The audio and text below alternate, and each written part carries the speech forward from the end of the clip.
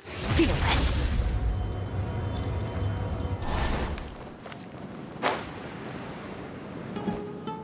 Candace! We're here! Has everyone arrived? Everyone is already waiting inside. Well, what are we waiting for? Let's join them! Please, wait a moment.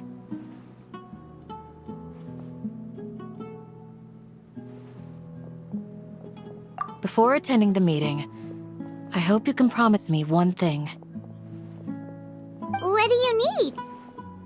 Promise me that you won't commit to anything too reckless. What do you think? Okay.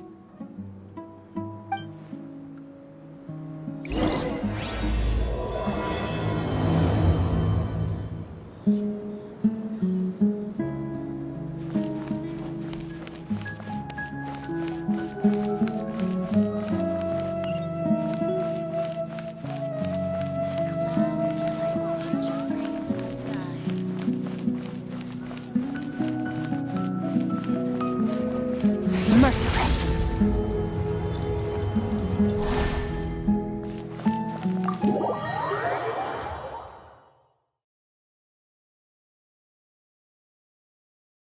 Everyone's here so early! But why isn't anybody talking? We already discussed things a bit. Hey, where have you been? I've missed you too.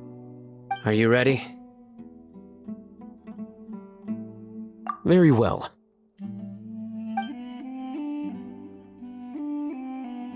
Are you sure this is gonna work?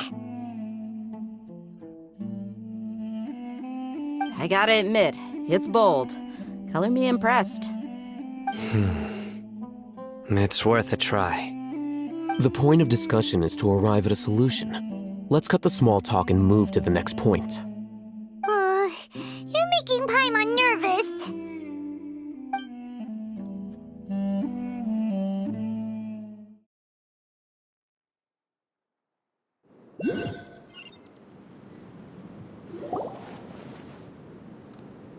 You're finally done. I have some other stuff to take care of. Catch you all later. Come on, don't give me that face. I know what you're going to say. I'll be careful. That's what I wanted to hear. Take care.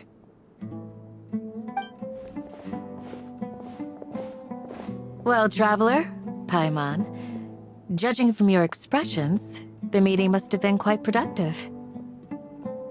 You can tell? I'm not that good at scheming or strategy, but I can sense people's emotions. And based on your reaction, things must have gone quite well. Paimon's a little worried. Hopefully nothing will go wrong. To be honest, I feel the same. But you're already some of the most capable people I know, so you have my trust. Candace gave us a compliment! Your deeds speak for themselves. Candace, we stayed behind to tell you that, although you won't be coming with us, we'll be sure to remember your words. I'm very glad to hear that. I've said the same thing to everyone here today as I said to you when you arrived. Your safety is the most important thing. Only when you're safe can the plan be successful. So please, take care. You're welcome. And thank you for taking my advice. Good luck with everything. I'll be here in the village praying for you.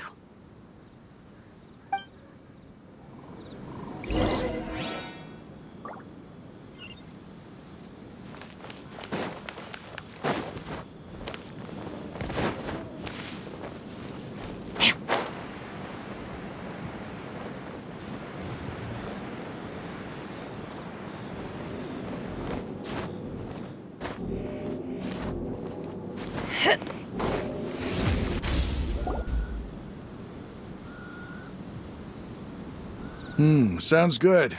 I'll go make some preparations. Okay. I'll hit them! Have you finished saying your goodbyes? Yeah! Also, Candace told everyone to be careful. Yes, she did. But I think my point also bears repeating. Our plan is not child's play. We won't be able to achieve anything if we're simply careful. We must go beyond that and fully commit ourselves to it. I hope this is clear to you. Huh? Shouldn't you be saying something more cheerful to boost our morale right now? Didn't we already do that during the meeting? You can never have enough words of encouragement. In that case, Candace can cuddle you to your heart's content while I continue to remind you of the seriousness of our situation. We all have our jobs to do, after all. It's like how some people can be put in charge of logistics while others will fight on the front lines. Speaking of the front lines, you don't look anything like a soldier. Of course. Compared to the mercenaries, I'm merely a feeble scholar. But the advantage of not being a mercenary is that I get to stay in a safer place and offer my strategic insight. Just think about that mercenary who lost his mind. Mercenary groups are facing constant danger every single day. Well, being a scholar is also a high-risk occupation, and you are a scholar! I'm not like the rest of them.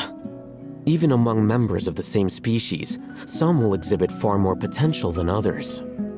This guy. Paimon still remembers when those mercenaries in Port Ormos called you a lunatic.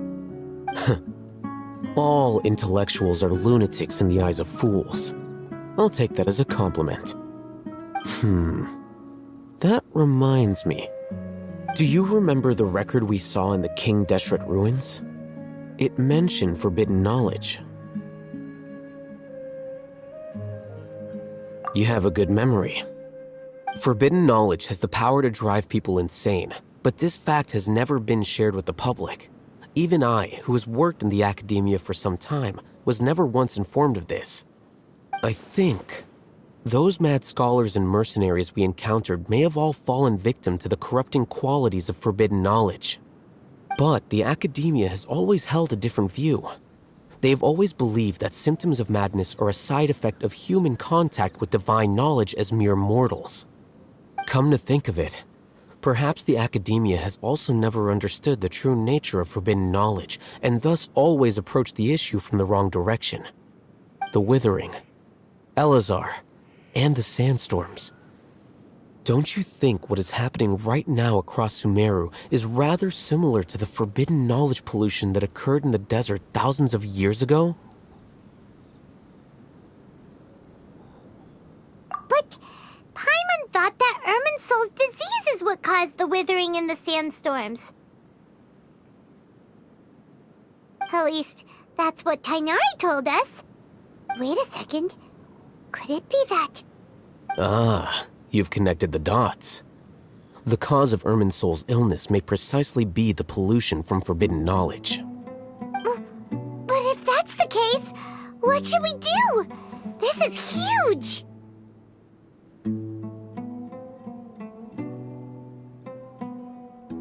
Wait, why do you think Lesser Lord Kusanali would have a solution to this situation?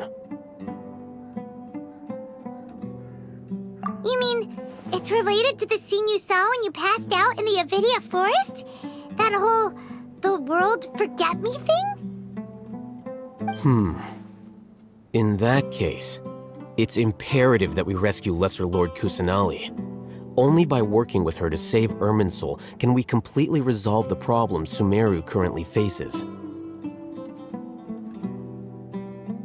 To make sure we're still on track, I would like to check on the state of some of our preparatory work. Where are we going? To an Eremite base.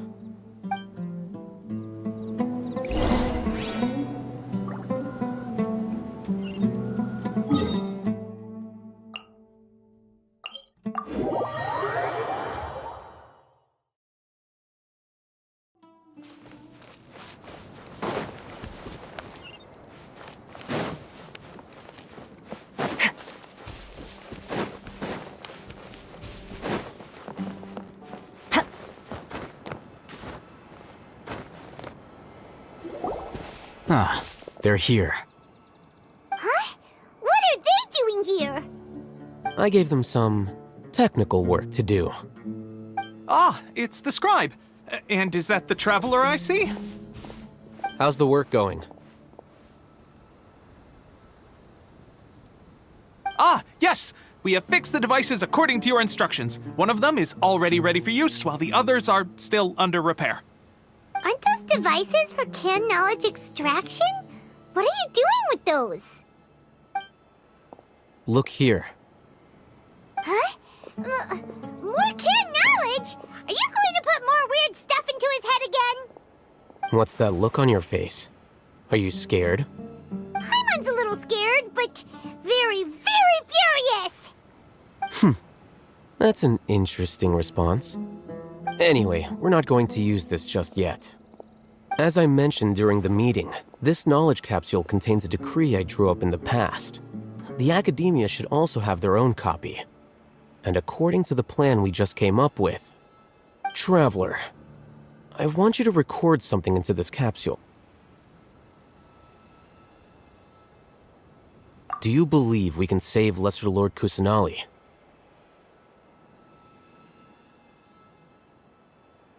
Good. Conviction is the most important part of all of this. Now, please get ready and put on this device. You want us to record our conviction into the knowledge capsule? Yes. Paimon is still really worried. I understand, but trust me, Paimon, this is something we have to do. It's best if you can do as I say. Because, to achieve this impossible task, it sounds like you'll need to fool your own heart first. Although it may feel like a trick, self-encouragement may be the most important tool we have. Paimon can see the point you're trying to make.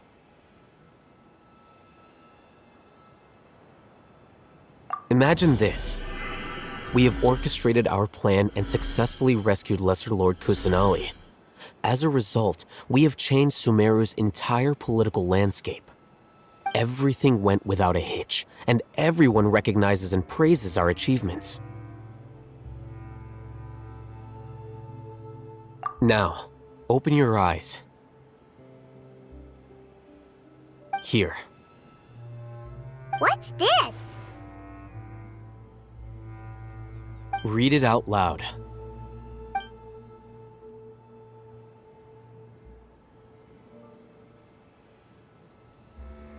It's done. Is your head okay? Does anything hurt?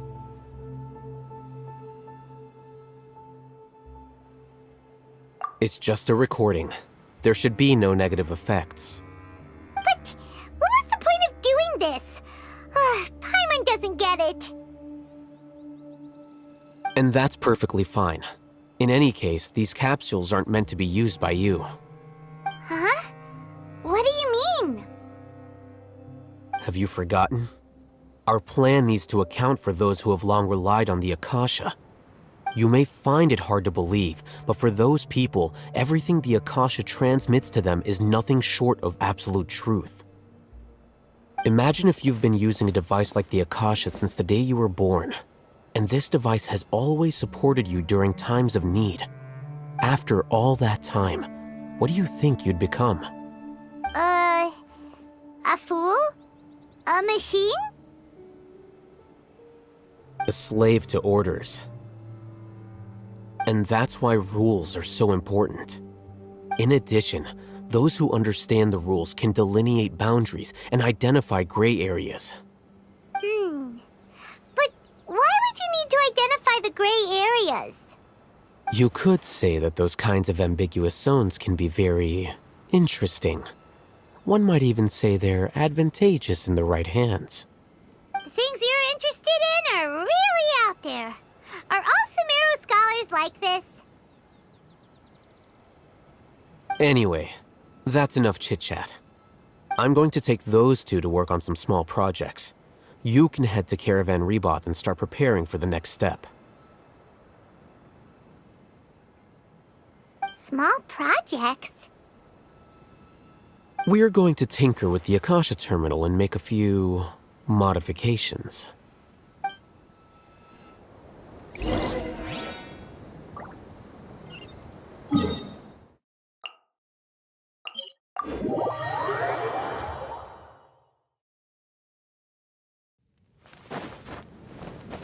Fearless. I thought we agreed on a plan. How can you go back on your word? The plan is too radical and carries a high risk for casualties. I've given it a lot of thought.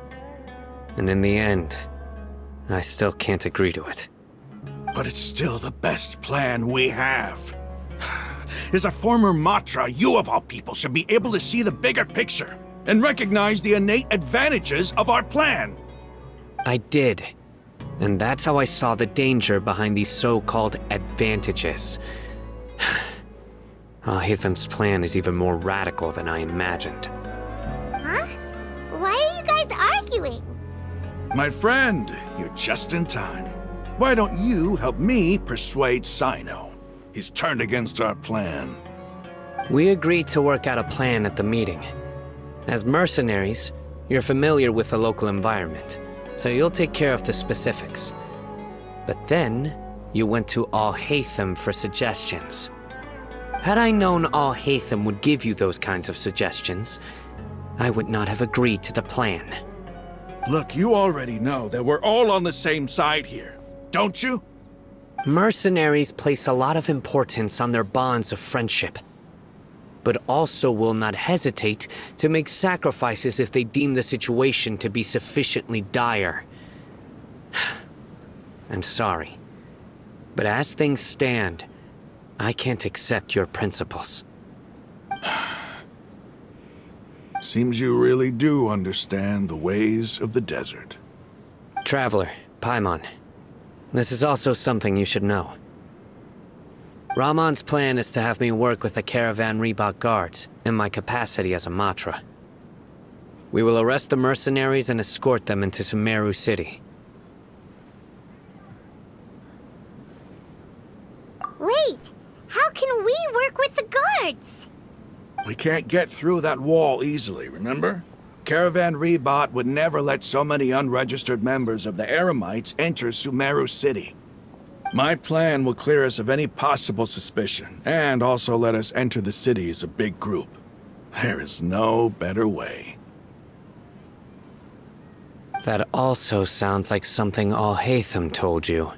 Am I right? Doesn't Alhaitham know how dangerous this plan is? Of course he does. He told me, there is no perfect plan, but this can get the job done.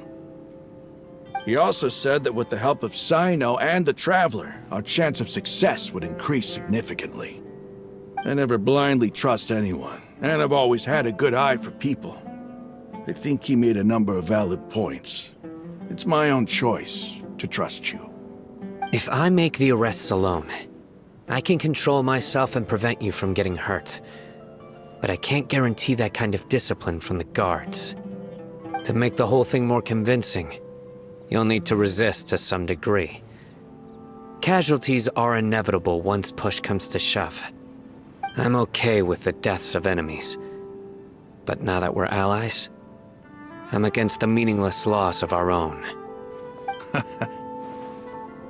I can't believe a Matra would actually care about us. I've lived a hard life, and I can say that people like you are hard to come by. I've always treated my allies with honesty and respect. They have the right to know important things like this. Now you're making this hard for me. Hey, is there something we can do to help? I knew you would say that.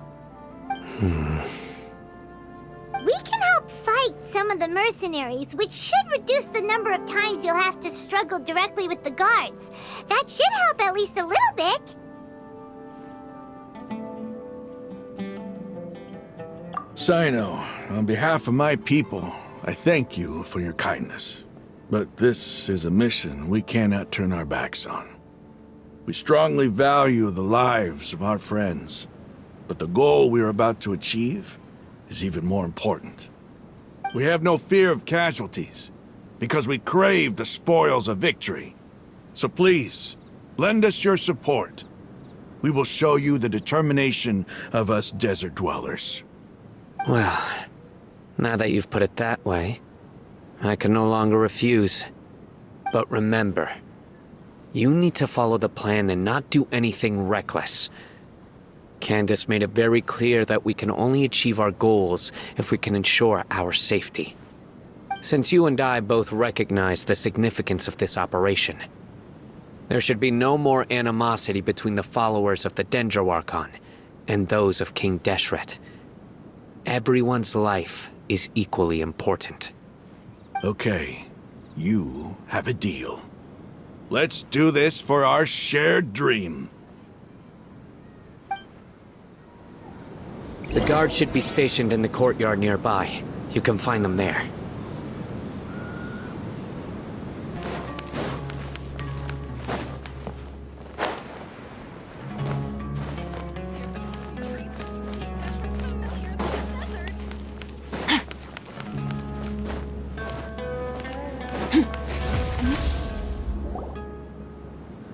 Guards!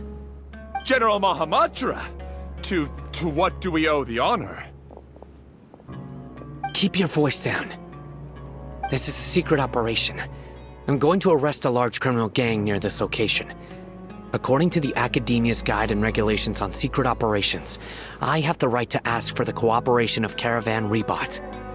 Ah, of course, of course. Mahamatra Sino's order is the Academia's order. Just let us know what you need. But who exactly are you planning to arrest, and how many people are you expecting? Depending on the scale of this operation, we may need to report it to our superiors. They're a squad of Eremites whose number is comparable to Ain El Akhmar in Port Ormos. They're involved in the theft and resale of supplies from the Academia. As many as Ain Al Akhmar? This should definitely be classified as a joint operation. Then I suggest that you report this to your superiors as soon as possible, and treat it as a top priority desert operation. I will need personnel. Got it. Please wait a moment. I'll contact them immediately.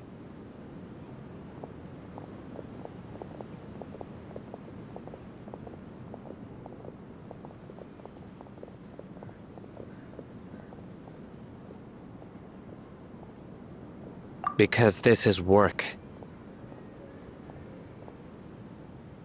Because I trust you. Paimon can't believe you're still in the mood to chat. This whole thing has Paimon scared stiff. Aren't you even a little worried? What if these guards already know that you have betrayed the Academia and are no longer their General Mahamatra? Even if that guard doesn't know, their superiors might, right? We discussed this, remember? The Caravan Rebot operation is of great importance. But don't worry, the guards there shouldn't know that Sino has stepped down. How can you be so sure? First, the other Matras still don't know why Sino has left, which proves that the Academia has been covering up the matter. Second, this is a crucial moment for the Academia's God creation plan. If something were to happen to the General Mahamatra, it's bound to attract a lot of unwanted attention. No matter how you look at it, they don't seem interested in sharing the news of Sino's departure. A reasonable inference. I agree. Which brings us to our next issue. I'm sure some of you have been wondering if the prediction function of the Akasha will affect our operation. The Akasha is still in operation, so I must remain on high alert. Actually, considering the power of the Akasha, it's quite strange that it hasn't already tried to interfere with my actions. I've given that a lot of thought. For now, I don't think you'll need to worry. If you remember, when you first came to Aru Village, all your actions and routes were predicted by the Akasha. It even gave that information to those who kidnapped the village keepers. But things like that never happened again after we met up with the Traveler. That's true. But why? Look at it from a different angle. Why do you think the Akasha will predict your actions? Because my personal data has been entered into the Akasha. That's true, but the key to this question is, how well can the Akasha make predictions about a person? Haven't you ever thought about it? Just how can it do this in the first place? Because the Akasha controls the entirety of Sumeru. The academia firmly believes that all human actions can be explained through logic. By sorting and analyzing entered data, the Akasha can derive behavioral logic and predict the actions of those who fit an existing logic model. However, at the risk of sounding like an advocate for fallacies, can everyone truly be considered logical at all times? Emotions are part of our behavioral logic, but can you guarantee that every experience of the same joy or pain would be equally intense? How can our feelings and opinions be predictable down to the letter in every single instance? Sino, in the past, you've always worked alone. In the absence of another person who could sway you or your thoughts, the Akasha could produce predictions that were similar to your real-life behavioral principles. Decisive and principled, you were used to solving problems alone. That's why the Akasha could figure you out. But now, you've joined a team. And I believe the Akasha hasn't yet figured out the full composition of it. Our thoughts and logic have intermingled and weaved themselves together to become a complicated, chaotic mess. Any one of us could potentially disagree with another. The Akasha lacks data on these interactions, and it's impossible for it to predict your actions in the future based on your decisions in the past. After all, there's probably a limit to just how much we can be modeled or controlled by data. So, in my opinion, you're probably safe for now. Makes sense to me. I agree. The Akasha is not alive, and I don't think we can be completely controlled by something without a mind of its own. Is that so? I guess there are things that even the Akasha cannot calculate, and people will not be forever trapped by the past. I'm so glad that this is settled. Next time, pay attention during our meetings. Will do. Just remember to stay vigilant. Footsteps! General Mahamatra, we were not expecting your presence here. I'm the security officer of the Great Red Sand District. My name is Luxembarbo. This is my assistant, the Traveler. He will be working with me. The construct next to him is for his work. Beep! Construct, beep! What a great honor to meet you. Your golden hair is as bright as the sun.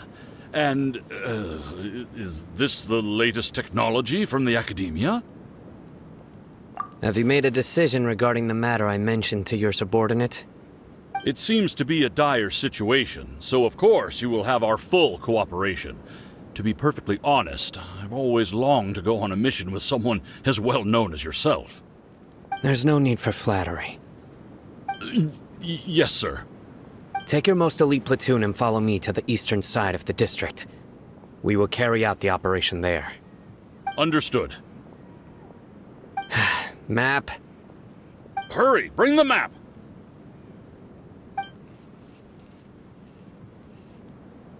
In 2 days, we will engage Rahman's Eremites and capture all of them.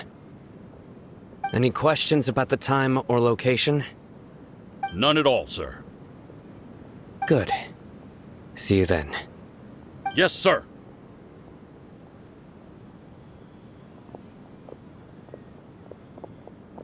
Maybe hanging around the General Mahamatra isn't so bad after all. Everyone's so respectful towards us.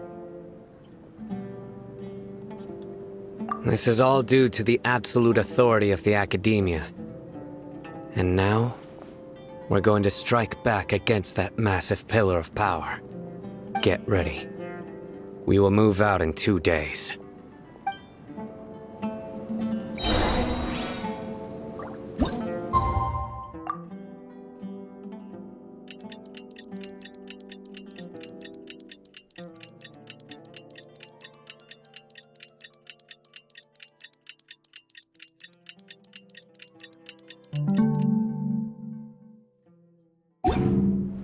All things. Time for the operation! Let's go meet Sino in the desert!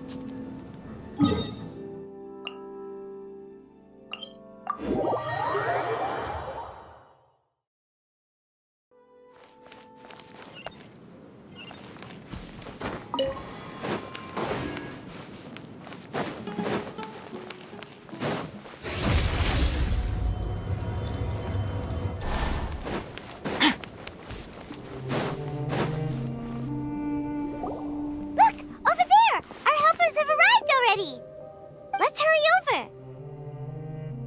Wait a moment. Ah! Oh, it's you!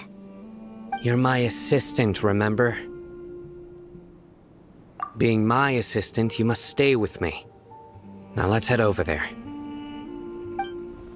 It's General Mahamatra and his assistants. We meet again. You're here early. It's to show how important we think the operation is. Since this is a big case for the Academia, we are prepared to give it our best. I'm glad to hear your sense of resolve. Remember, we must capture them alive. They are our only leads for the case. If they die, we will be unable to continue the investigation. Understood. Everyone! The Eremites are approaching from the west! Make preparations and be ready for combat!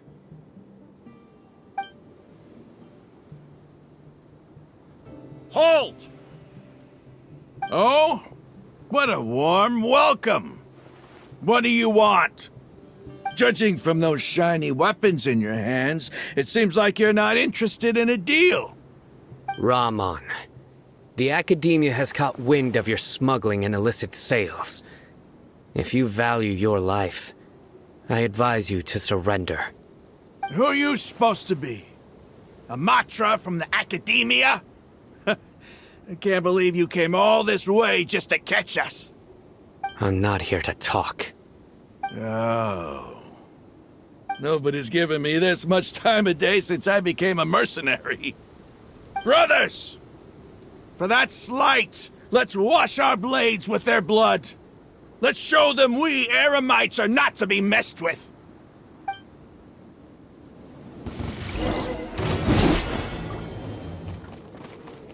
Merciless.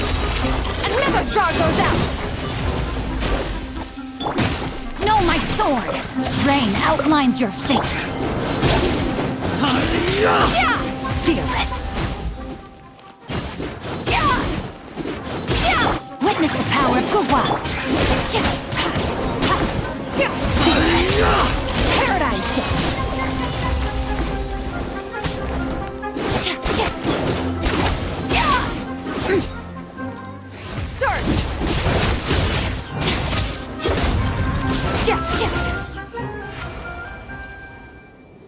It's over. Ah! We have subdued them. The operation is now over. All Eremite mercenaries and related personnel in the area have been arrested. Ah, you pitiful Dendro Archon dogs! You'll regret this! I'm afraid you'll regret it first. King Deshret will curse you, and you will all! Silence! Oh, Restrain them and take them back to Caravan Rebot. Count their numbers and send them to the Academia as instructed by the General Mahamatra. Yes, sir!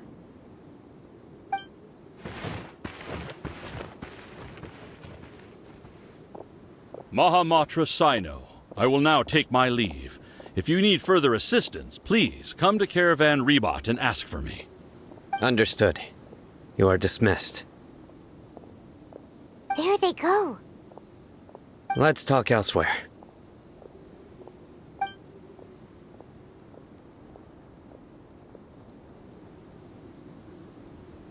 This part of the plan went really well. Yes, things went perfectly. That's fantastic! And that punch you gave Raman there sure looked convincing enough. Once we're done here, I'll return to Caravan Rebot and oversee the group's transport. I promise. I'll get everyone into Sumeru City safely.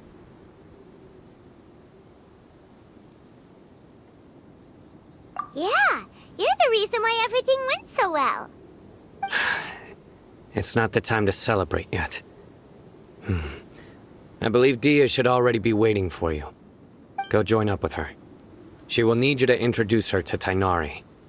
Speaking of which, is it really okay for us not to share the full plan with Tighnari? What if he'll feel miffed about it and refuse to work with us? I have a very close relationship with Tighnari. Given how well we know each other, I believe my message alone should be enough to bring him to our side. He knows I won't make jokes about things like this. If we need help, Tighnari is the best option. Get ready for the next phase of the plan. Don't keep them waiting.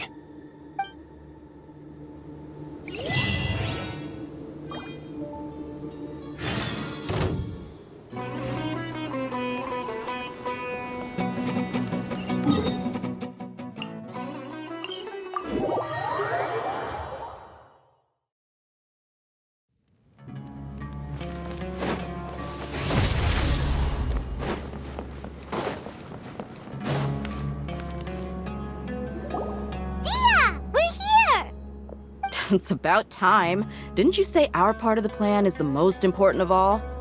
And here you come rolling in late. In the time it took you to get here, I already did 5 laps around the place, downed 7 drinks, and even did some clothes shopping. Sorry. We didn't mean to keep you waiting. I just wanted to fix your attitude and rub it in a little. After all, you took your sweet time getting here, and we've got important stuff to take care of. I just like seeing that serious look on your face. All right, I'll stop. All joking aside, I'm glad you're here. Let's get moving and take care of this as soon as possible. But where should we start? Our responsibility is to get a status update on the Fatui Harbinger known as the Doctor. We need to make sure he won't get in our way when we rescue Lesser Lord Kusanali.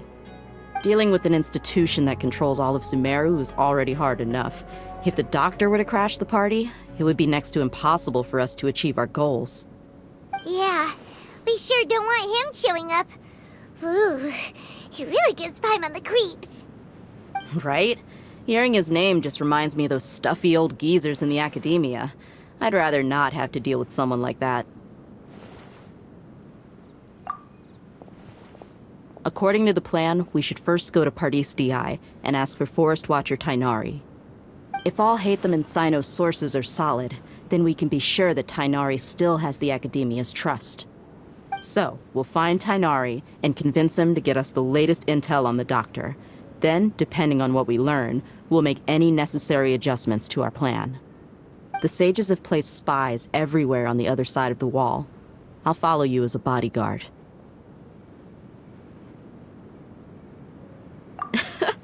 You should be honored. I don't offer my services to just anyone you know. But Paimon thought mercenaries would do anything for Mora. That's certainly true. But when multiple employers are vying for your services, you should always go with the best offer. Let's see. If I were to charge you a bill, I guess I can apply a discount. How much Mora do you want? I was not sure we can afford it. How much do I want? Hey, how about paying me with a smile? What do you say?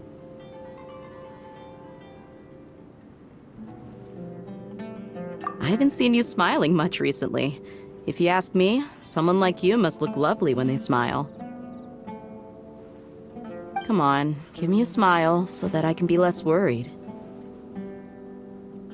Looking good! I hope this pretty smile will become our lucky charm. There are many kinds of smiles, but only a truly joyous one can bring blessings to others. Let's consider this smile a down payment for our future victory. Let's go. It's time to pay a visit to Pardis Di.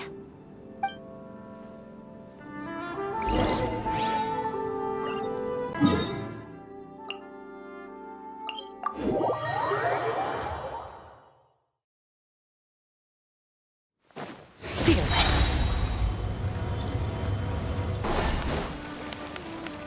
He's over there!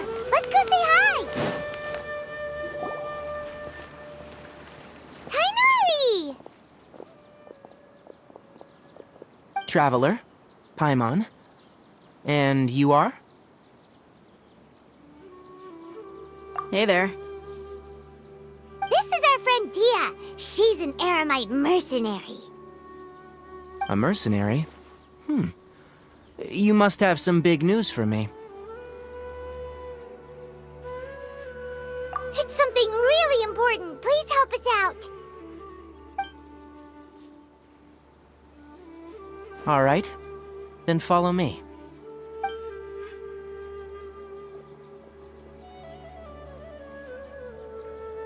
This place is better. We won't be disturbed by any passerby. Okay. What is this important thing you want to ask me?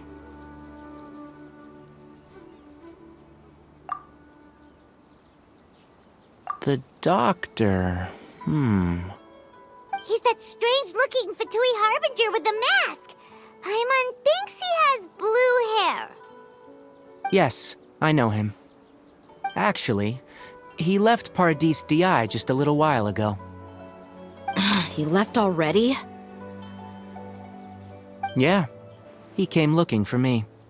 Can I ask what it was about? Sorry to ask you like this after having just met, but your answer is very important to us. For now, all we can share with you is that your friend Sino is working with us. Sino, you say?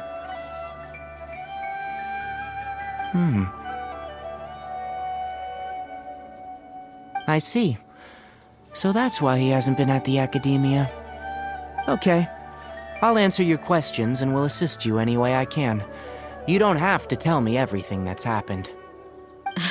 Sino's name really does work wonders. You're not even a little worried that we might have made it all up? Despite having just met you, I can sense that you're the serious type. Between you, the Traveler, and Sino, none of you strike me as the type that would conspire to deceive me. You don't need to tell me anything you don't want to. I'll also get straight to the point. The Harbinger you mentioned came to me because he wanted to take the scholar Hypatia away with him. Hypatia? Why would he want her?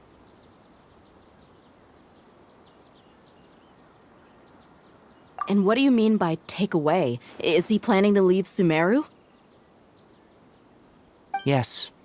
He told me his return to Snezhnaya is imminent. So you mean you're leaving this place soon? Indeed. Otherwise, we could have perhaps talked a little more.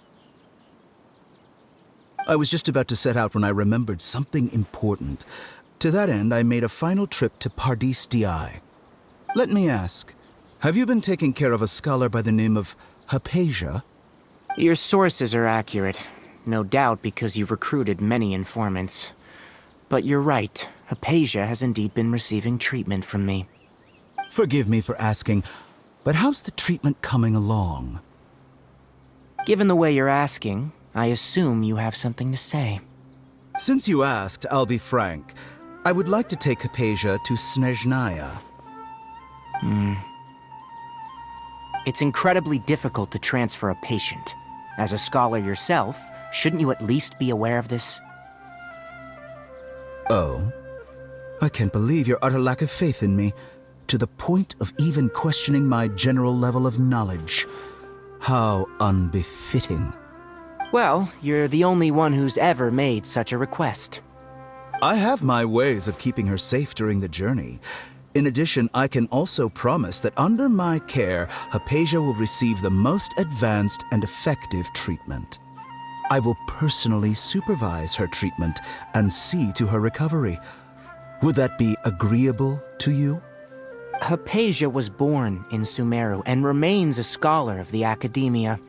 Her situation has not become dire enough to necessitate her transfer to another nation. Transporting her to Snezhnaya is risky, and the potential benefits are unknown. As the person currently responsible for her treatment, I cannot possibly sign off on this transfer.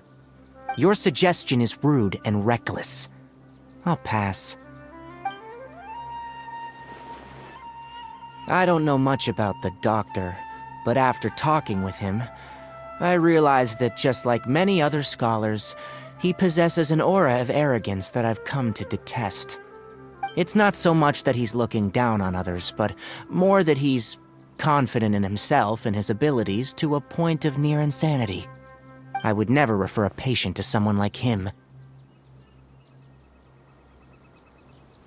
I prepared myself for a protracted battle of wits, and was really surprised to see him just give up on the topic. Still, his reaction really concerned me.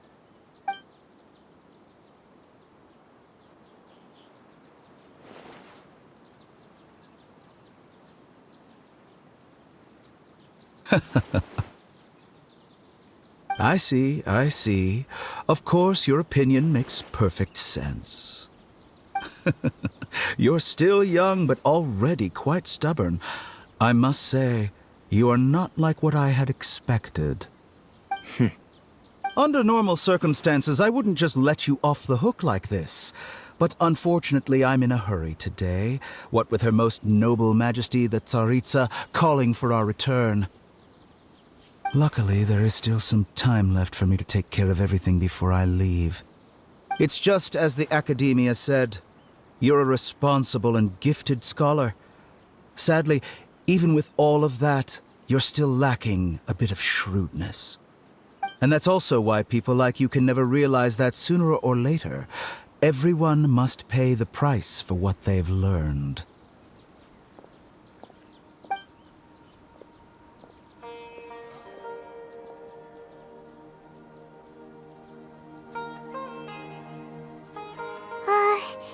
Paimon can't help but feel like he's hinting at something unpleasant.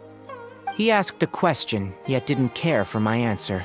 Perhaps I'm nothing but a talking rock in his eyes.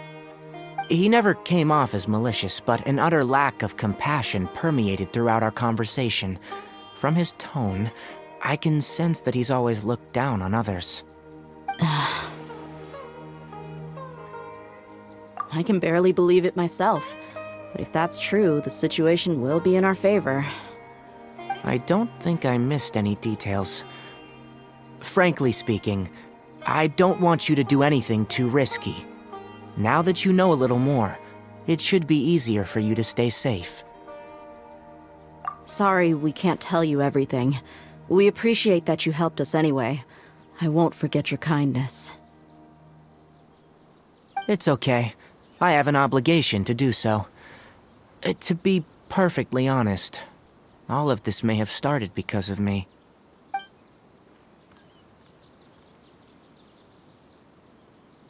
Recently, my master wrote several letters to me, asking me to return to the Academia and assist him with his research. Hasn't he already asked you several times before? Yes, but there's something off about this most recent batch of letters. The handwriting and the tone are both familiar, but some details have been omitted. My master will occasionally leave a few dots on the back of the letter. 1 dot means that he wrote the letter on a sunny day, and 3 dots stand for a rainy day. This has been a habit of his for many years, but I didn't find any dots in his recent letters. I believe something may have happened to him. I get it. Since you are always at Gandharvaville, you would like me, someone already working at the Academia, to investigate this matter, right? I'd like to ask you to do that for me, if you can keep yourself safe. Please withdraw immediately at the first hint of danger. I can do that, but I have a feeling it won't be that simple. The Academia has been working on a big project. I'm not quite sure what it is, but your master might be involved with it. If the higher-ups really are hiding something, then it will be difficult to remove myself from the situation once the investigation starts. If the situation becomes critical, I'll leave the Academia. If you don't see me there for an extended period, that's your cue. All right, we've got a plan. I'll stay at Gandharvaville to support you. If that scenario comes to pass, you must be extra vigilant. And be wary of any messages or direct requests from the Academia. I must say, I didn't expect a warning like this from the General Mahamatra. Being loyal to the Academia doesn't mean blindly doing whatever the sages say. I know what I'm doing. On that note, aren't you also being quite distrustful of your alma mater? The Academia, yes. But my master is a man of integrity. Even when I was a student, I was worried that he'd get in trouble for sticking to his beliefs. I suppose he's lucky to have lasted so long, but in the end, it still caught up to him.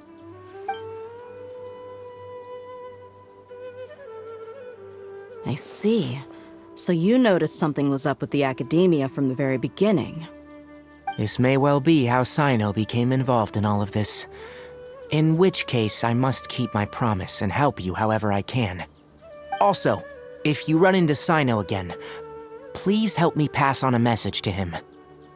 Trust your own senses and experiences. I think this may be something he needs to hear right now. Okay, we'll find a chance to tell him. Thanks. Right. Now let's go hunt down this Harbinger.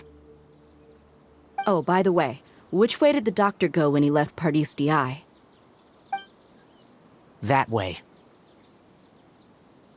Gotcha. Thanks so much. We'll be on our way.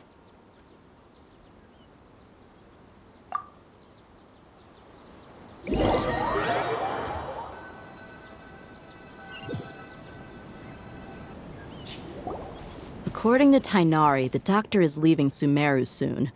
I want to check if the doctor was actually telling the truth.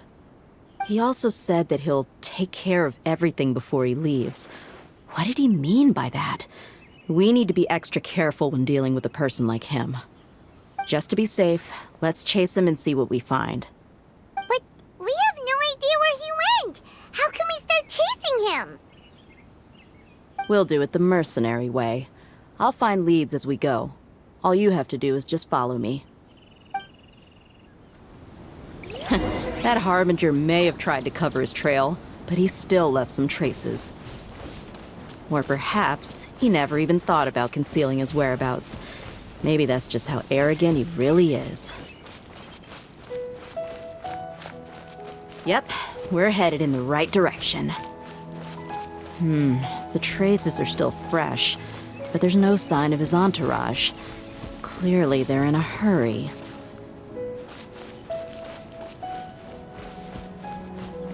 It's just as I thought.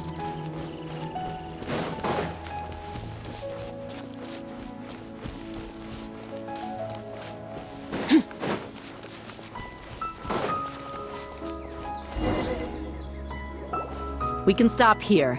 I think I know where the doctor went.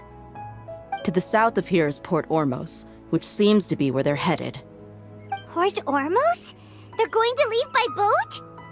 That's right. Let's go to the port and have a look for ourselves.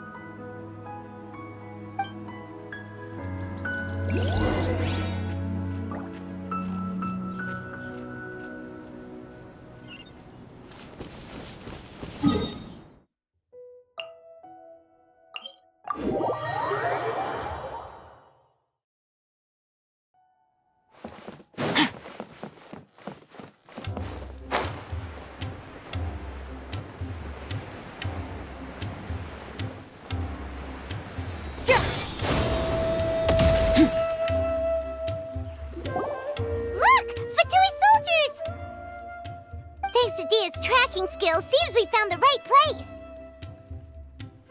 Shh! Don't draw their attention. The port is crawling with Fatui soldiers. Let's keep going and see what we can find. Now this is a proper farewell ceremony for a Snezhnayan Harbinger. The Lord Harbinger is leaving. I've still only seen him once or twice. I used to hold a position in our homeland, and back then, the doctor spoke in a very different way from the way he speaks now. Maybe the way people talk in Sumeru has rubbed off on him? It's always like that when you spend too long away from home. When he gets back to Snezhnaya, perhaps it will also take him some time to get used to the life there again. Huh? But, sir, that can't be right. No, I remember it like it was yesterday. Both his expressions and tones are now very different. Also, for some reason, he seems like he's all smiles now. You must be mistaken. Nobody's supposed to look happy when they're on a business trip.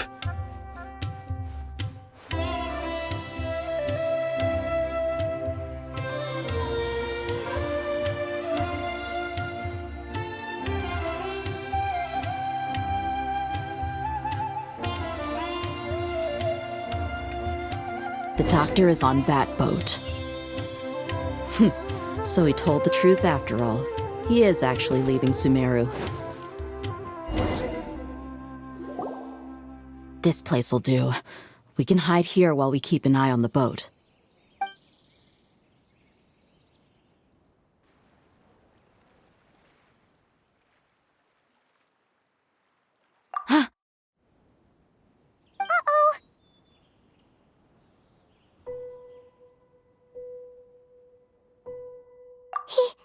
He saw us. Huh? Is he waving at us? It's time to say goodbye. Wait, is he the only person on the boat? You mean there's nobody with him? And where are all the soldiers we saw on the port just now? They were all here just a few minutes ago, but now they vanished. So this was a trap. Wait, don't tell me that. Luckily, there is still some time left for me to take care of everything before I leave. Oh no.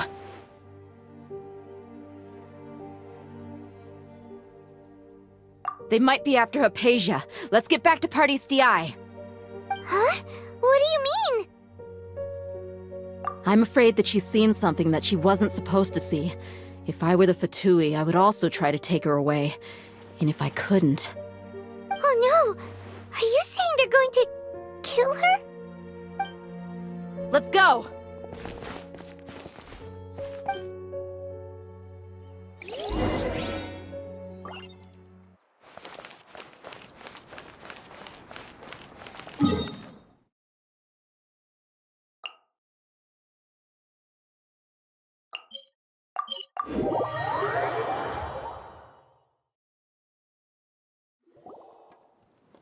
Pardis DI is not a place you Fatui can just show up and do as you please. I believe we've already made ourselves quite clear. Our superior gave us permission to search for and collect medicinal herbs in Pardis DI for research purposes. But you've been in Sumeru for some time already. I find it coincidental that you chose to only come here today. Even the Grand Sage himself may not have the right to question our research, much less an ordinary scholar like yourself. I've done my duty to inform you. Don't make things difficult for yourself. It would seem that my words have fallen on deaf ears. You can keep trying to deny it, but coming to Pardis DI now, I'm pretty sure you're not just looking for herbs. With all due respect, your baseless speculations will only lead to unnecessary trouble. Well, you only have your Harbinger to blame. He knows nothing about keeping a low profile. I may be staying at Pardis DI as a scholar, but that doesn't mean I'm no longer a Forest Watcher. It is still my duty to protect the peace and safety of the scholars who have contributed so much to Sumeru. Then it seems our conversation has hit an impasse. No one will lay a hand on you, Hypatia. Not on my watch. Tighnari! Are you alright? I'm fine. These Fatui have really crossed the line. There's no use resisting! Give us Hypatia! Keep dreaming! Yeah, Tighnari! Beat him up!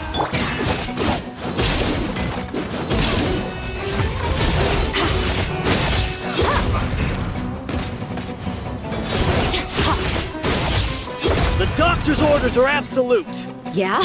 You've been someone's lapdog for so long that you don't know anything else now! Fearless. Another star goes out!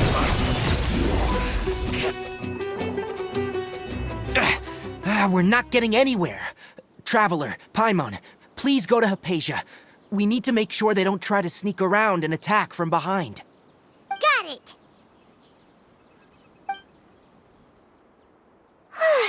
Hypatia's still here. Doesn't look like anyone's broken in.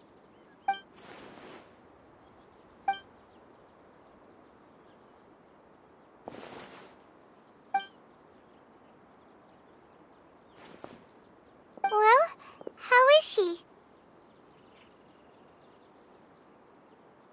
Oh, that's good.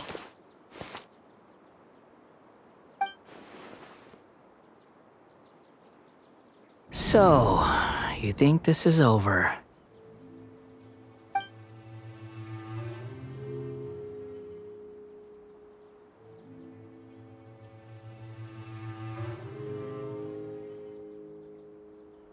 What? The Balladeer is here?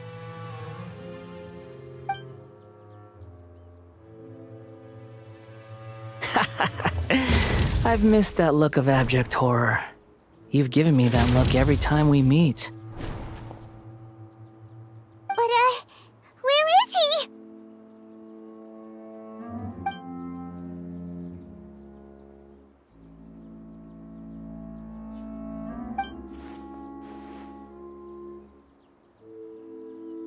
I can hear all of your thoughts, you know. Don't you remember? I already saw you the first time you came to Parties DI and made contact with Hypatia. I didn't need to do anything. It is her honor to be able to connect her consciousness with me. Who are you talking to? It can't be the Balladeer, right? That's impossible. I know you must be curious. I might as well tell you that I decided to enter Hypatia's consciousness the moment I sensed your touch. I wanted to observe you on a fool's errand. Hey, Traveler! What are you doing? My deification is nearly complete. All that's left now are just some final details. Do you understand? Even if you manage to rescue Lesser Lord Kusanali, it will be impossible for you to defeat a bona fide god like me. Is it wise to force that childlike god into a divine battle against me?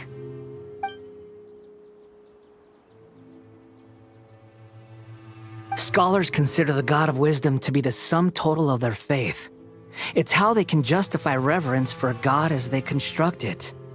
But this also shows that humanity's worship of gods is a combination of blasphemy and exaltation.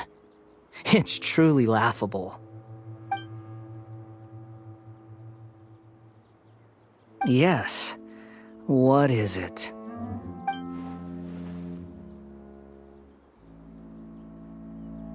Yeah, I'm in a good mood, which is why I'm talking to you like this.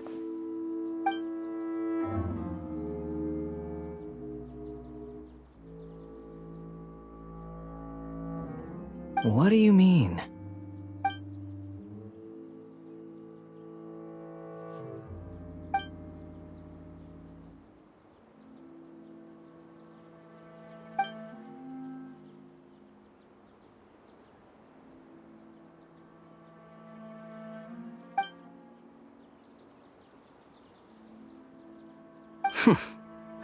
Those words almost make you sound like a friend who actually cares.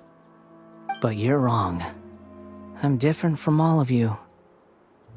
I was born to become a god. My entire life up until this point has just been a meaningless routine. Just think about a sheet of paper. By itself, it holds no meaning. The content recorded on it is what gives it value. All I had recorded down before were some painful memories and boring human feelings. Such senseless drivel should have been erased a long time ago. Indeed, to me, the sight of you fools in your futile struggles is far more amusing. Tell me, just what has this world done for you to protect it with such zest and conviction?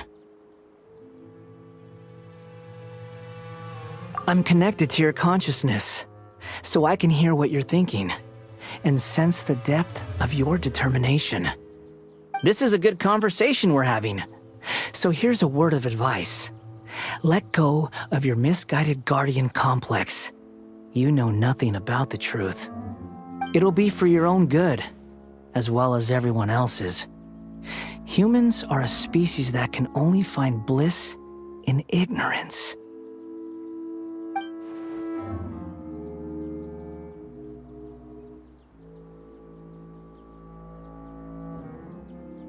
Ah, you've seen my affection for her. If you were in my position, I think you'd feel the same way. She peered into my consciousness and saw my past. Someone like that is qualified to become my first follower. All gods need followers. So Hypatia has been chosen. Her appearance heralds my imminent arrival at the throne of divinity, while her worship shall become my glory.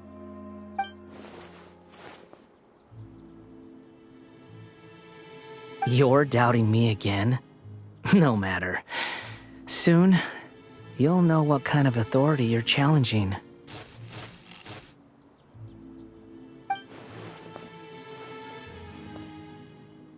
Who wants to hurt my devout follower?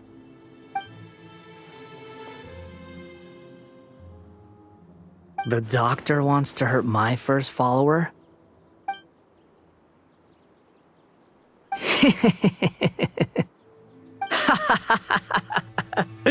How very amusing. Has anyone ever told you that you're not good at sowing discord? The doctor has never known his place.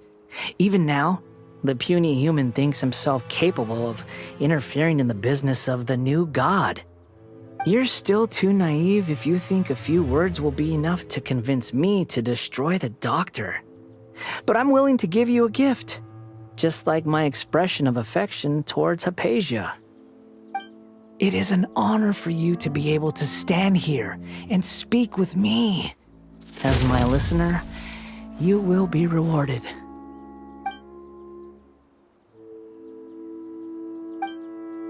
Both good things and bad things can be called gifts.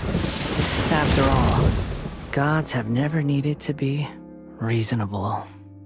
Ah! Paimon hears thunder! Paimon couldn't see was the Balladeer? Oh, he sure chatted with you for a while.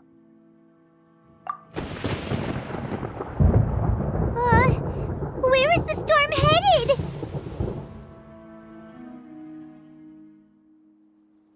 That means anyone outside is in danger!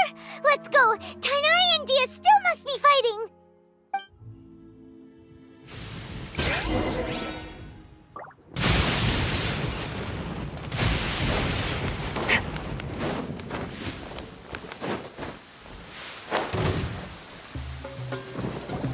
Oh! Have the Fatui retreated?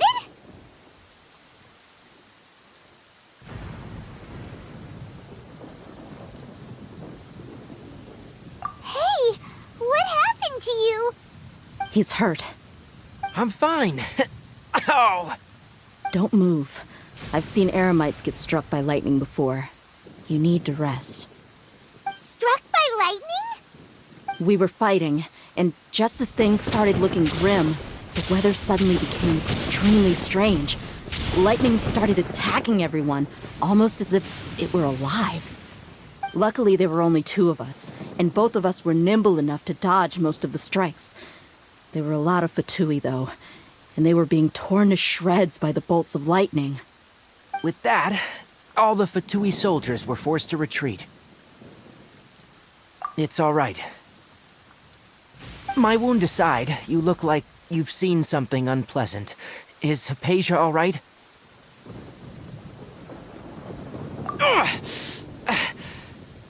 Hey, Didn't I tell you not to move? Just in case, let's go to Hypatia's place and talk about things there.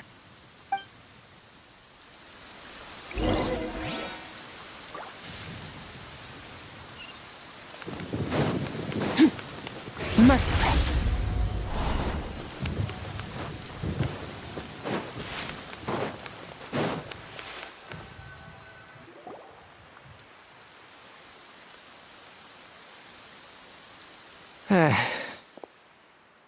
Thank goodness she's fine. Hey, how about taking care of yourself first? I understand my condition. The wound is not fatal. I'll be all right. Ugh. The more you understand medicine, the worse of a patient you become. I know. They always think they can push through the pain. Oh, he sat down. Let me rest for a bit. Sorry, traveler. Now you may start.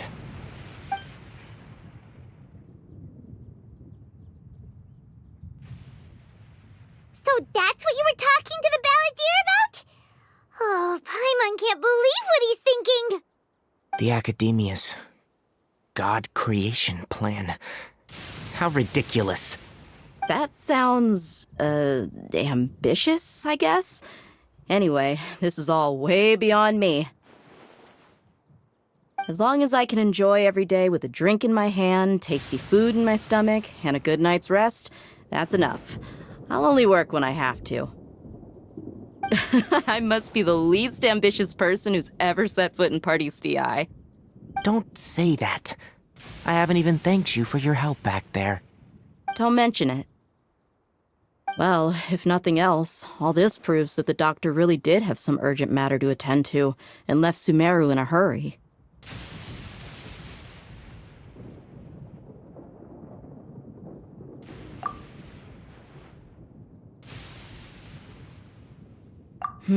Maybe the Fatui want to cover up some secret of the balladeer. Is that why they tried to seize Hypatia? You said the balladeer claimed that Hypatia has seen his past. So, what could be there?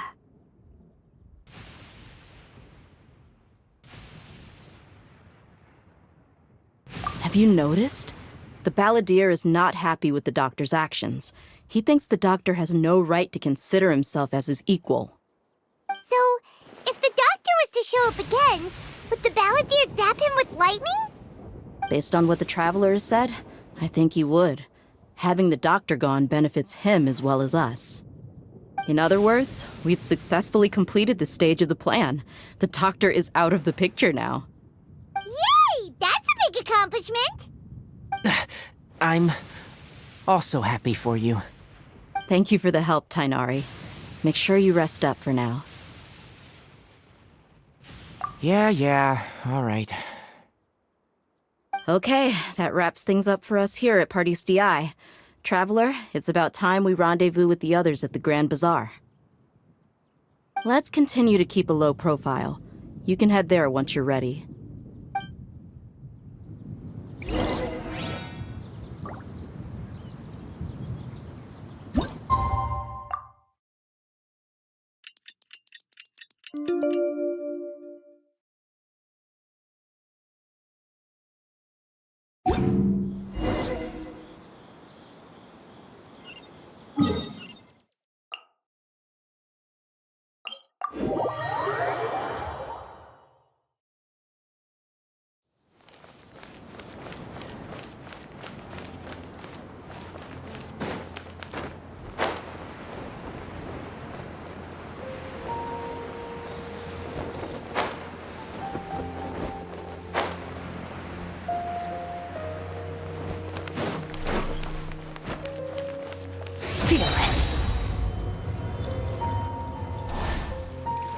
All right, everyone is here.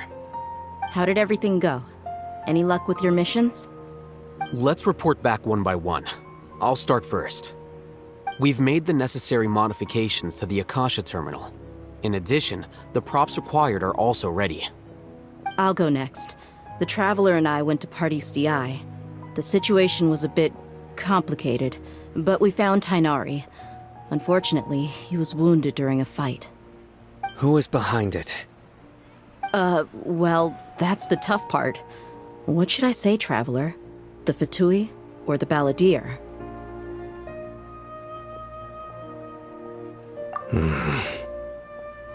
After some back and forth, we confirmed that the doctor has left Sumeru by boat. He has something urgent to attend to back in Snezhnaya. So, we've successfully removed the doctor from the picture. Also, Tainari's already resting, so he'll be okay. Good. Oh, Tainari also asked us to tell you this message. Trust your own senses and experiences. All right. I'll remember that. Everything also went smoothly on my side.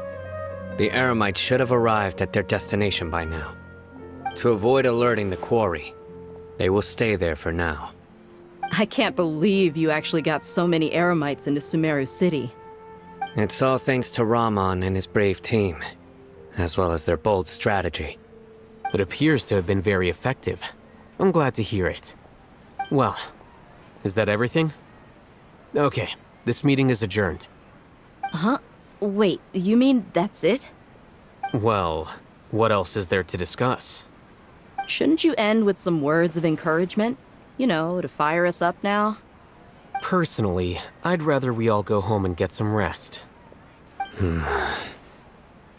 I'll hate them, Ugh.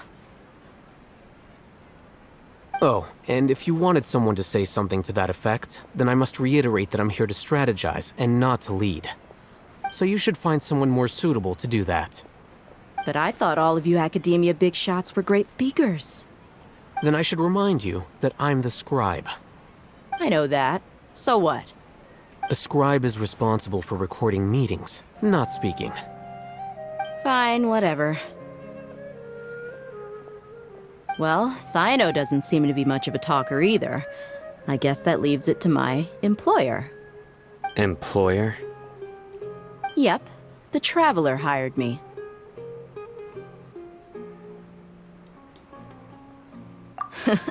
That's right. So come on, boss. What do you have to say for the team? Yeah, say something to boost morale. Huh? What are you all doing here? Oh, it's Nilu! Hey, everyone. I'm not disturbing you, am I? Not at all. I was actually just about to go find you. Judging from the group and all your serious faces, you were discussing something important, weren't you? But you also look like you're up to no good. Seems pretty interesting. Welcome, Nilu. Would you like to join us? Huh? Join you? You mean, you also want to discuss something important with me? Yes, something very important. Nilu, are there any breaks in your performance schedule in the upcoming days? Huh? Wait, you're seriously inviting me?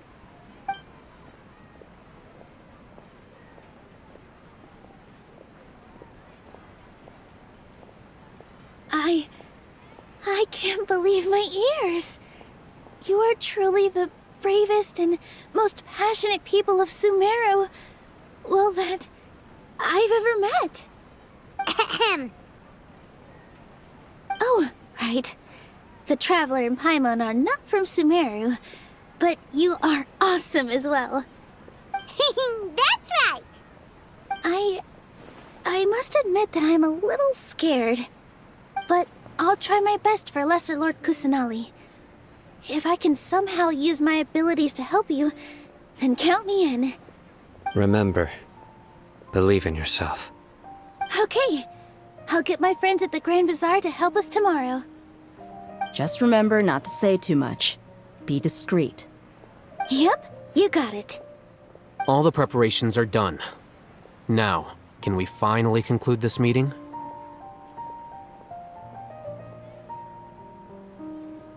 So, have you thought up what you'd like to say, boss?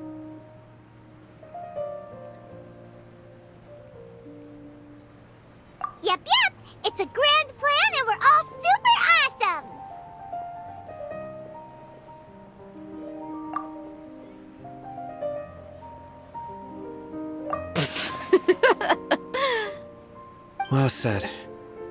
A good night's rest before an operation can be the difference between success and failure.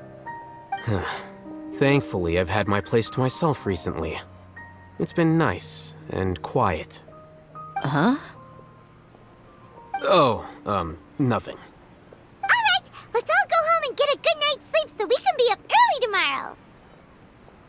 Okay. So I guess that means it's time to say goodnight now. Yep! Good night, everyone!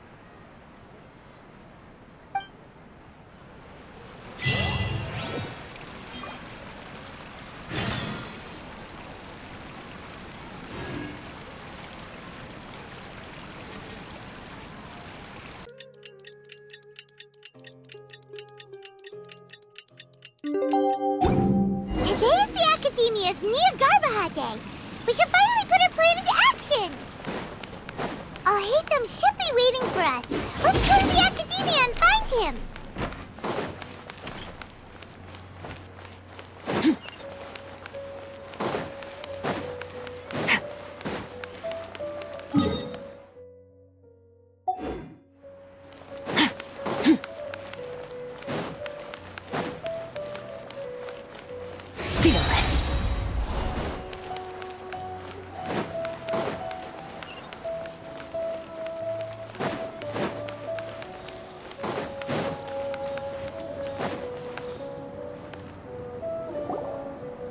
Hello, you two.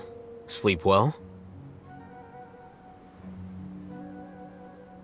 Not really. Paimon got too nervous thinking about today and didn't fall asleep until the sun was almost up. What about you, Alhaitham? Naturally, I slept just fine. After all, a good rest should be considered part of the plan, since energy is an important resource. You just want to show off how calm you are. It's crucial to dissipate any tension before we execute our plan. The only thing you're doing is being annoying. Anyway, do you need me to go over the game plan again? Our target is Grand Sage Azar's office. Everyone in the Academia knows that's where the Grand Sage's console is. Only they can operate it. Many restricted commands and operations are executed via that console. I'm sure that console has a way to free Lesser Lord Kusanali. You know, Paimon's been thinking, what kind of technology could let the sages imprison even a god? That isn't something they could have accomplished with their scholarly talents alone. In the Sanctuary of Surasthana, there's a device of Greater Lord Rukkhadevata's that she once used to isolate herself while meditating. 500 years ago, the Grand Sage at the time modified the device so that it can no longer be controlled from the inside. They were effectively trapping one god with the power of another. So, how are we gonna get to the Grand Sage's office? Don't forget, today is Neogarbaha Day, arguably the most important day to the Academia. The sages and core Academia personnel are busy loading the latest batch of research developments and legal decrees into knowledge capsules so that they can be entered into the Akasha. All the Darshan's researchers have their noses to the grindstone, and the Academia's grounds are flowing with all sorts of people. It's the perfect time for an infiltration. When the Grand Sage leaves his office to supervise the entering process, that's our cue to access the console and free the Dendro Archon. Well, yes. That's just the visible side of our plan, after all. If precedence holds, the Academia should have already started preparing for Neogarbaha Day. Everyone should be in position. All that's left is for us to lead the charge. Let's go. So are we just gonna walk in through the front door, or...? Yes. Were you expecting a stealthier approach? Paimon can't think of a good comeback. Alright, it's all on Alhaitham if things go south.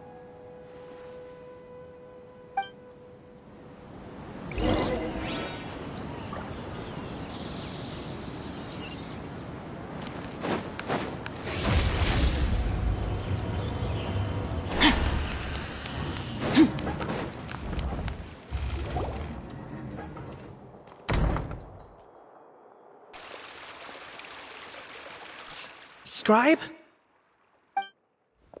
Please, wait. Are you Scribe Alhaitham?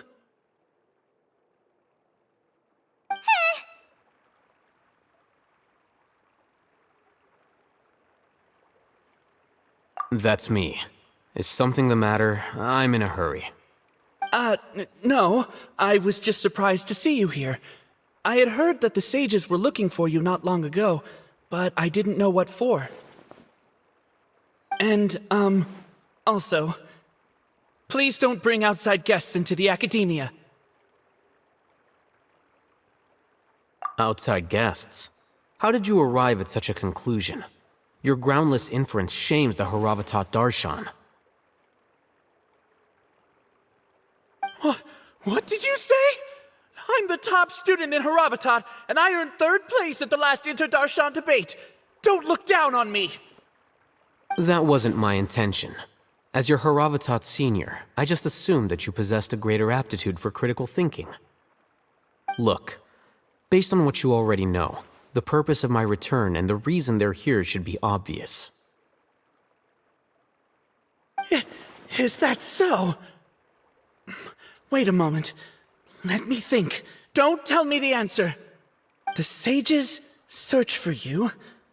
A blonde-haired traveler. Outside guests. So, from the start, the sages weren't looking for you, but this traveler? And you were gone from the academia for so long because... Hey, shh. Yes, you've proven yourself as the top student in Haravatat. I surmise you've arrived at the correct conclusion. As I expected. Please, forgive me. I wasn't thinking clearly just now. Thank you for getting me back on track.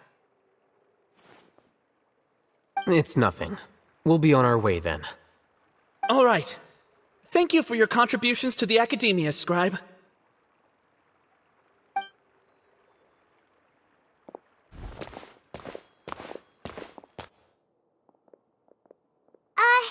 What the heck just happened now? What did he just guess? I'm afraid I don't know either. You have no idea? Mm-hmm. He convinced himself of whatever truth he came up with. That is the so-called pride of a scholar.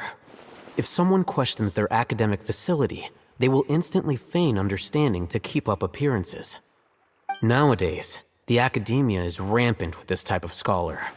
Their obvious farces of intellect only serve to highlight themselves as fools. Wow, so there are special ways to deal with smart people. We don't even need to make up our own excuses. We shouldn't waste any more time. It would be problematic if we missed our window of opportunity. Let's go.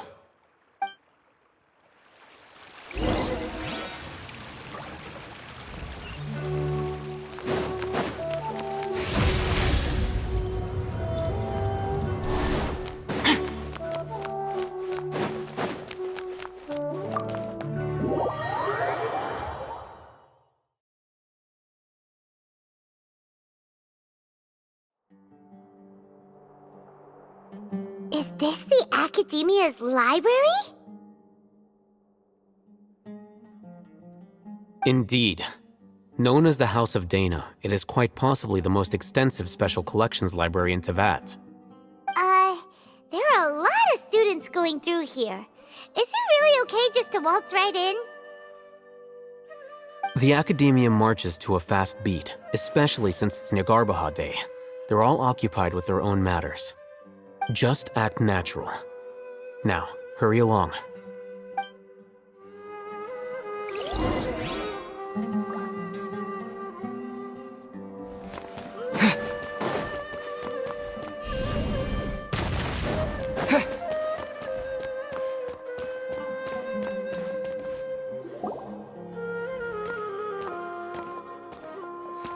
What's this platform for?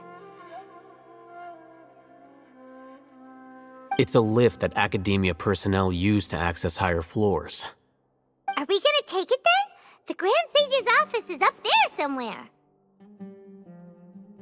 No, not right now. We can't guarantee that we won't run into the Grand Sage. Let's step back and observe for now.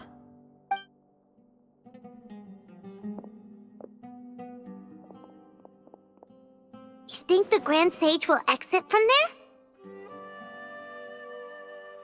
And after he does, we'd sneak past him? Oh, Paimon thinks that's really dangerous. Who knows? However, if we can confirm Azar's current location, our operation will be much safer if we... Allow me to offer you a hint. If you wish to know his location, look behind you.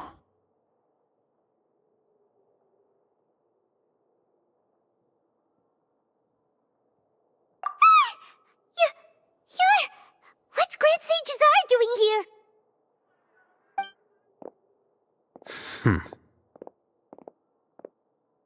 Do not tell me you believed the Academia would not grow suspicious of you after such a prolonged absence, scribe. An eyewitness had informed me of your whereabouts, so I came to personally welcome you. Grand Sage, I didn't expect you to care so much about me. I'm truly flattered. I'm sure, but compared to you, I am far more interested in these two unexpected guests. You are the Traveler and Paimon, correct? It's a pity that only now have I been afforded the opportunity to formally meet two of Sumeru's most esteemed guests. I do apologize for my lack of decorum. Excellent. You immediately initiated discussion instead of attempting to prepare some perfunctory excuse. You clearly understand the situation at hand, and have no intention of making a reckless stand. The foot traffic here renders this place unsuitable for discussion. Please, follow me to my office.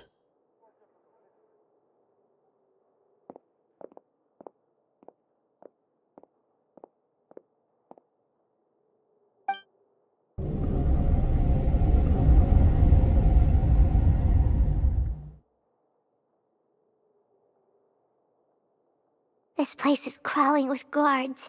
There's no way out for us. All right then, Traveler. What did you wish to discuss with me? Today is Niagarbaha Day, so I still have many responsibilities to attend to. There is little time for idle chit-chat before I detain you all.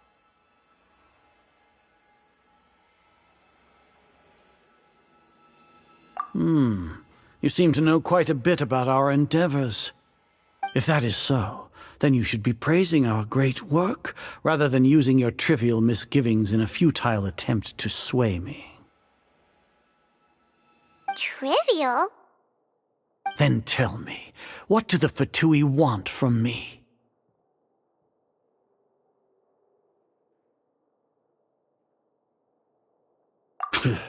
Worthless.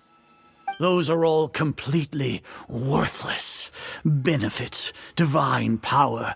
These materialistic words do nothing but debase our great work. Creating a god. Yes, we are using human wisdom to create a god. If humanity cannot attain omniscience and omnipotence, then we shall create a god to reveal them. This is the pinnacle of human wisdom. We shall regain a god's guidance at long last. No longer will we flounder in the interminable void of consciousness and knowledge. Even Ermin's soul will be freed from its plight. For our nation of scholars, this is the ultimate aspiration.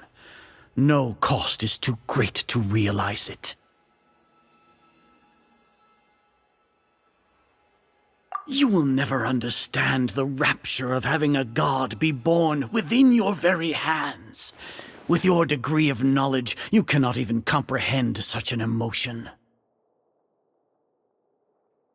Gods exist on a plane that far eclipses humanity's.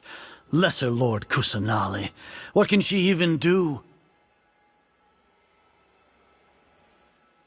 Care for the people? Fend off sandstorms? Fabricate silly fairy tales? These are but child's play for the Academia.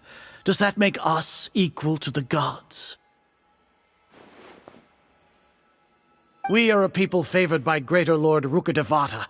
Though I may have personally not seen it, our forefathers bore witness to true wisdom. The ascension of the Lesser Lord has brought nothing but bewilderment to the scholars. They all ask, is that truly what true wisdom is supposed to look like? With that in mind, it is better to keep her isolated in the sanctuary of Surasthana, so our academy will not become embroiled in turmoil. What a pathetic justification! Do you really think that only the super smart or powerful should be able to call themselves gods? As per your judgment, Grand Sage, they are indeed dangerous individuals. Not only are they acting against the academia, but their ideologies have the potential to lead scholars astray. Looks like there really was merit in my assignment. Hatham? Are you talking about us? Anyway, I've brought them to the academia as ordered, but it took some time and trouble. Oh, that reminds me. Here's the investigation report you had requested. It's a summary of my time spent with the Traveler, an array of information about him ready for your perusal. Hatham? So you're still on the Academia's side! We finally started to trust you!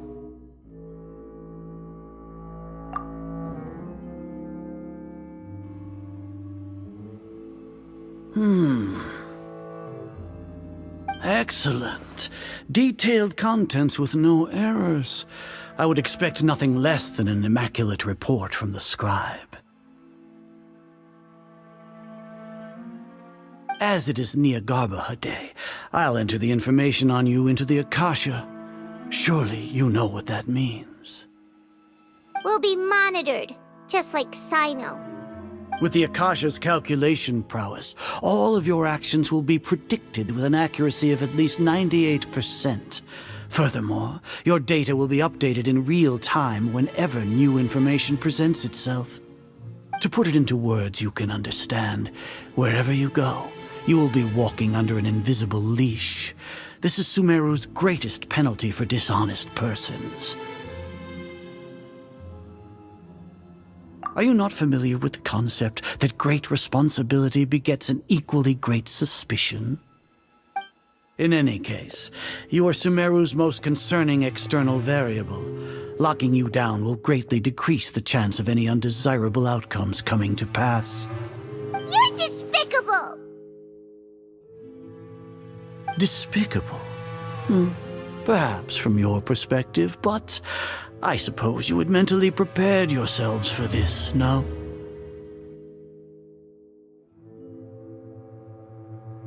Your ploy was to sacrifice the Traveler here, was it not? Lord Azar, I know what you're trying to say, but I've been following your plan this entire time. Why are you doubting me at this juncture? Must I delineate your entire plan? Very well, I will spell things out. First off, I received an eyewitness report that you were spotted with the Traveler at Caravan Ribat. However, you immediately departed for the desert and escaped surveillance range. Judging by the time, you all likely encountered the truant General Mahamatra in the desert. Am I correct? Maybe Paimon shouldn't have mentioned Sino just now. The Academia had not received correspondence from its scribe for a prolonged time. You were also in the company of the Traveler, a close associate of Lesser Lord Kusanali and General Mahamatra Sino, who had defected from the Academia. With their instigation, what was the probability that you would betray the Academia? Rationally speaking, 50%? 70%? What do you think? Regardless, that's only a guess. The facts are that I've brought the Traveler right before you, and I gave you my report.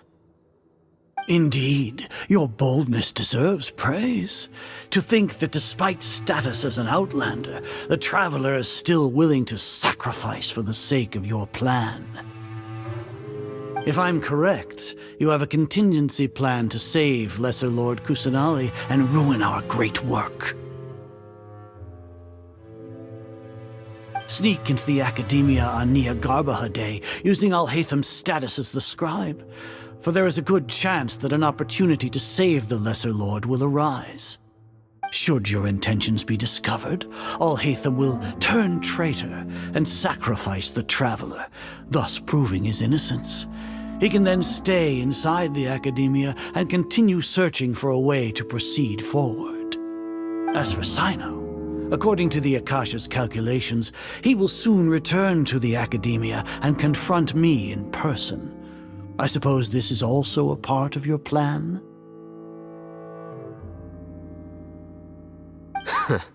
You'll see me as a traitor regardless of what I say, no?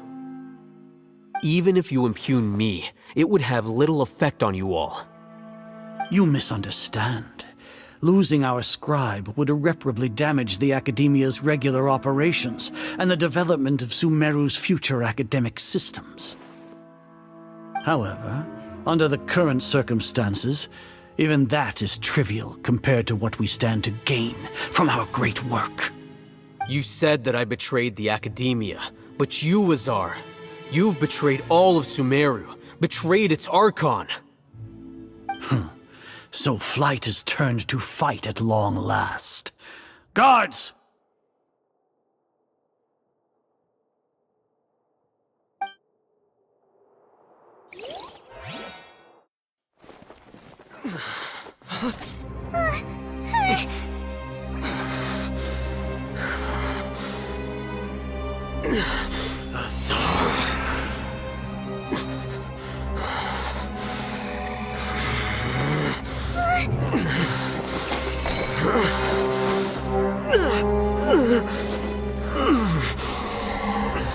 Well, what do we have here?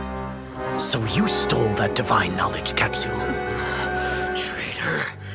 You traitor! Even the most rational scholar will yearn for the power of a god in a moment of desperation. Aren't you doing the exact same thing as me, Alhaitham? Unfortunately for you, no god will lend you their power. Azar!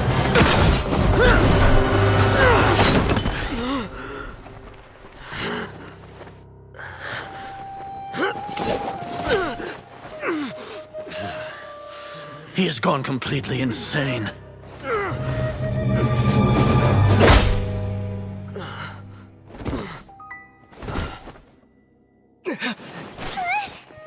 Take him to the Matra and exile him to Aru village. Then find someone to take these two to the confinement room. I'll deal with them later. Grand Sage, we've finished all required preparations for Niagarbaha Day. We may begin to enter the capsules now. Excellent. You may begin.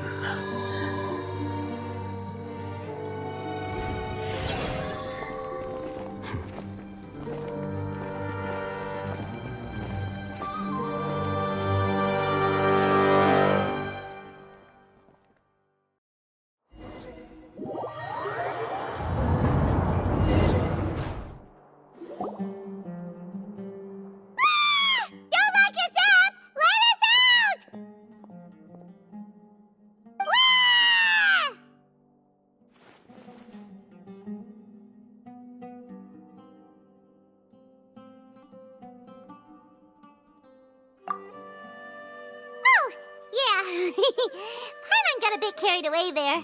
How was Paimon's acting just now? Great, huh?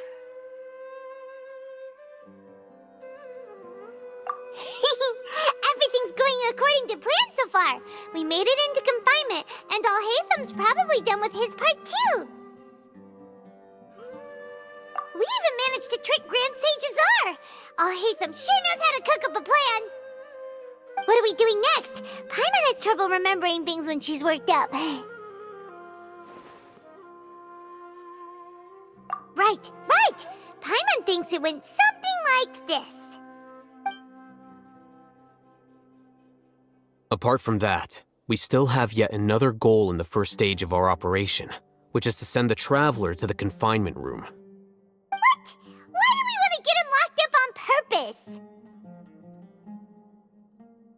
He's always been the person the sages are most afraid of, as well as the greatest obstacle to their successful implementation of their plan. They are very aware of the risk he poses to them. Once the traveler is imprisoned, the sages will likely think that everything is under control. And with their guard down, the next phase of our plan will have a much higher chance of success. I can already see the pompous looks on their faces. Oh, that's a super tricky plan. But Paimon still thinks it's not really worth it. That isn't the only reason, of course. He has a more important task once he's in confinement. According to the Academia scholars in Ramon's custody, Lesser Lord Kusanali has sealed off her consciousness in the Akasha ever since she was captured by the Doctor. That way, they can't pry any more information from her. Even if we break into the sanctuary of Surasthana, it will take time to awaken Lesser Lord Kusanali's consciousness. We need to do that in advance. So our job is to wake up Nahida! Okay, totally worth getting thrown in jail for. The confinement room is inside the Academia, close to the sanctuary of Surasthana. It's a completely enclosed space, and you won't be receiving any visitors. I'll work with Ramon's scholars to make some modifications to your Akasha terminal. Once you're in, get as close as you can to Lesser Lord Kusanali and try to connect to her consciousness. However, as for whether she'll actually wake up, that will depend on our luck.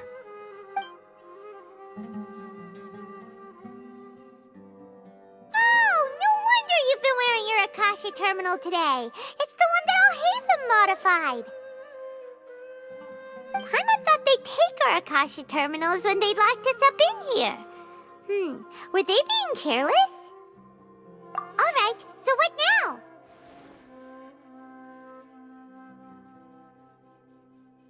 Sounds easy enough. We can finally talk with Nahida after all this time. Let's do it.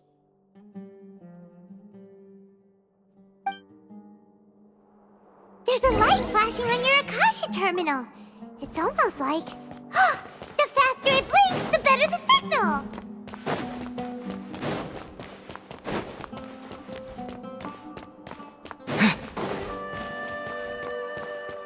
Here? No signal again! Is it getting jammed?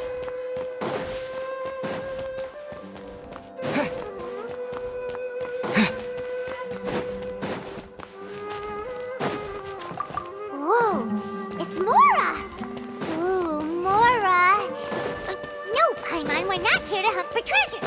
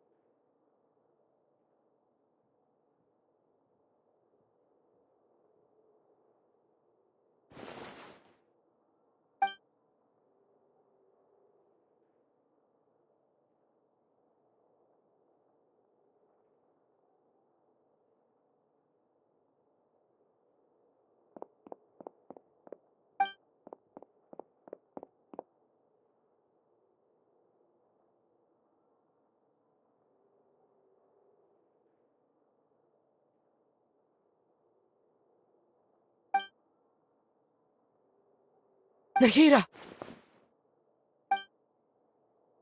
Hey, Nahida!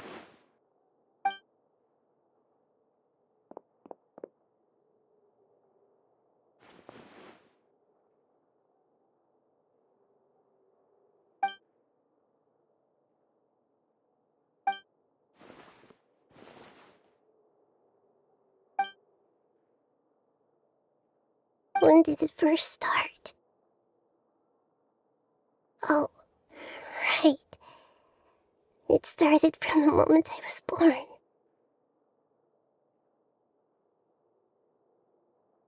I want to become a worthy Archon. So I've kept studying.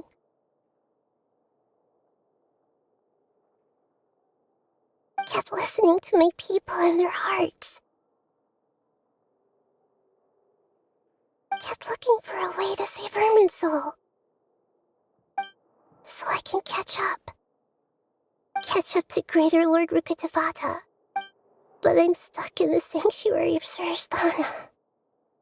The sages are creating a god to replace me. And I'm forced to lock my consciousness in this boundless darkness. Nahida!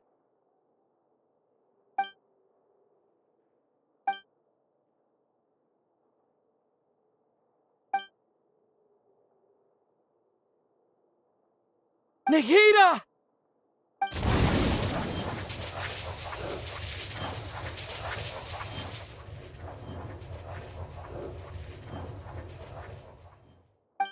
It's so quiet here.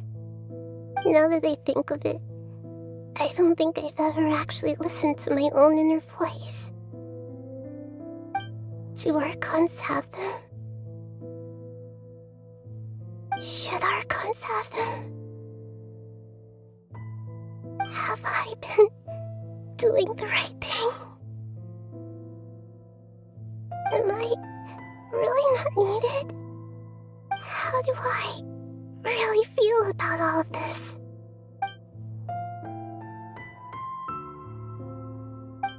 It's so quiet here. Since you're the god of wisdom, you've known the answers to all these questions since the very beginning, haven't you? Who are you? Whose voice is that? It sounds familiar.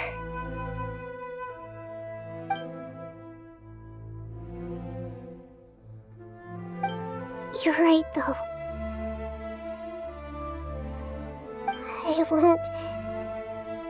I won't ignore my own voice anymore.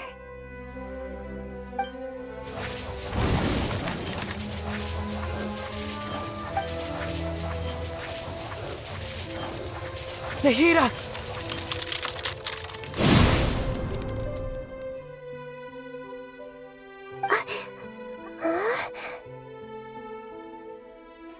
Nahida? Did you wake me up? Thank you. Why are you here? We're here to rescue you. Are you alright? I'm fine. It's just... when I think of everything that's happened to me, I feel really angry now.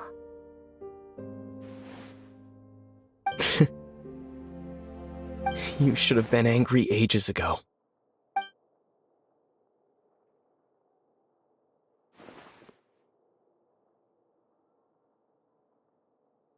Huh?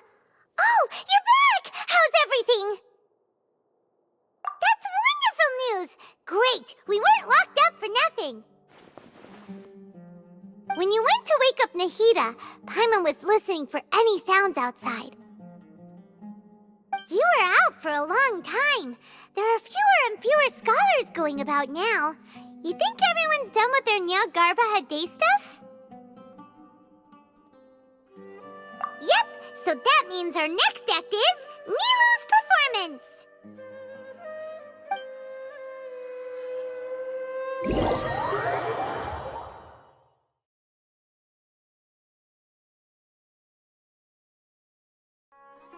Nilou, are you sure about this? You're taking such a great risk for them. I'm sure, and I'm going. You know that I don't like to pass up any opportunity to dance, and this one is especially important. All right. You seem to have a lot of trust in them, so I won't say more on the subject. But if anything happens, the few of us here may not be able to help you. Don't worry. They've been through worse. Everything's going to be fine. All right. You know, if you really do get arrested, we'll do everything we can to get you back. Be careful, even if it's only for our sakes. Thanks, Mr. Zubair. You're so very kind.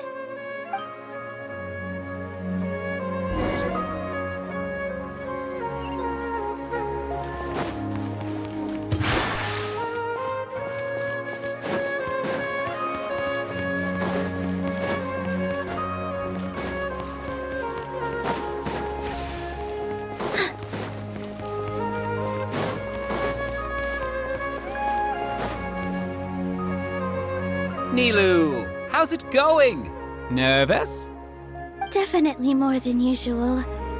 But it's because I'm worried I won't dance well enough. It's okay. Just focus on your performance. We'll take care of everything else. You sure know how to talk. Taking all the credit, even though we came here together to help out. Well, thank you both. I'll have to treat you to a meal after all this ends. I really, really appreciate all of your help. Ooh, that sounds great. Huh? How can we say no to that? All right, let's get back to business. Nilou, we'll be here to keep people from going to the academia so they don't interrupt your performance. I was planning on telling them something like, the Academia's been conducting a weird experiment, and some of their test subjects escaped. It's really dangerous there, so stay away. Oh, you couldn't think of anything better? Oh well, I guess it does sound like something the Academia would do. I think it sounds great. I'm counting on you guys. Don't worry, it'll be a piece of cake.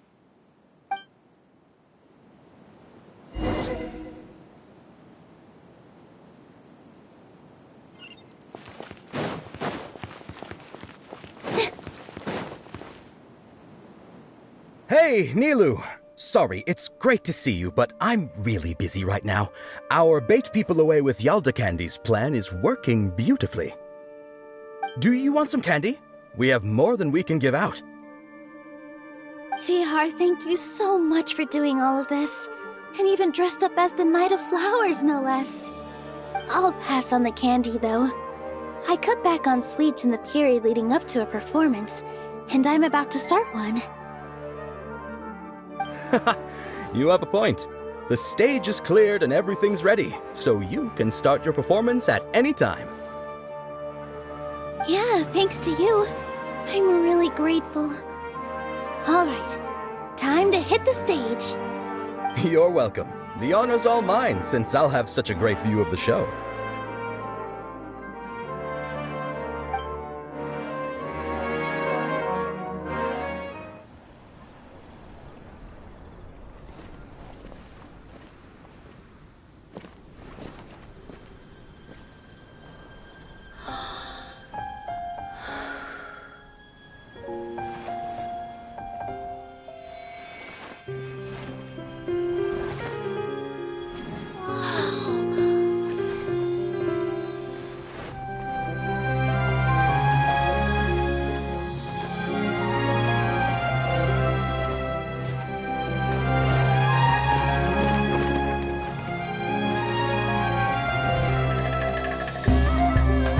I've never seen a performance like this. This is incredible. Yeah, but I heard that public performances like these have been banned. I can't believe she's doing this here.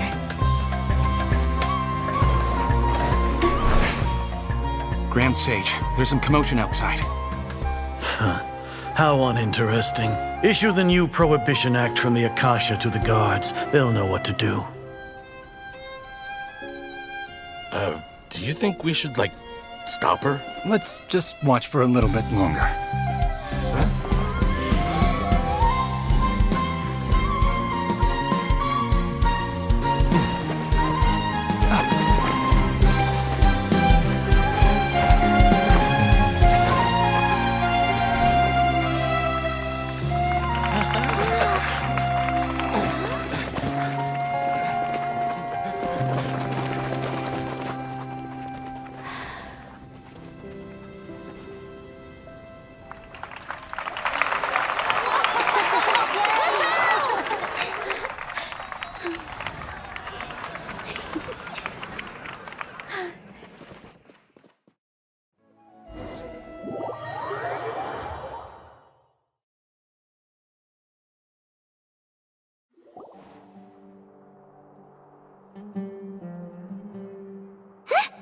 Did you hear that? It sounds like a lot of guards just ran by. Does this mean the plan has moved on to the next stage? Yep. It's great that everything seems to be going well. Come to think of it, when did Alhaitham replace the knowledge capsule that was about to be entered into the Akasha? Oh, so that's when he did it! Paimon was too nervous to notice.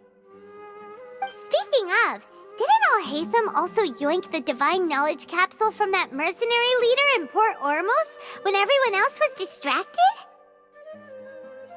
Oh, it's a time-tested trick of his.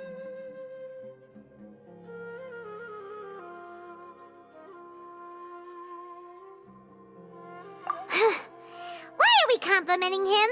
Yeah, he's smart and all, but he still makes Paimon's blood boil. Let's review our plan for this stage again. It's not like we have anything else to do right now anyway, and it'll help us feel more confident. Paimon remembers that Nilu's task was supposed to go a bit like this. Now that Lesser Lord Kusanali's consciousness has been forcefully sealed, the core figures of the Academia and their guards have started to wear their Akasha terminals again. With the Doctor's technological support, they think they have nothing to fear.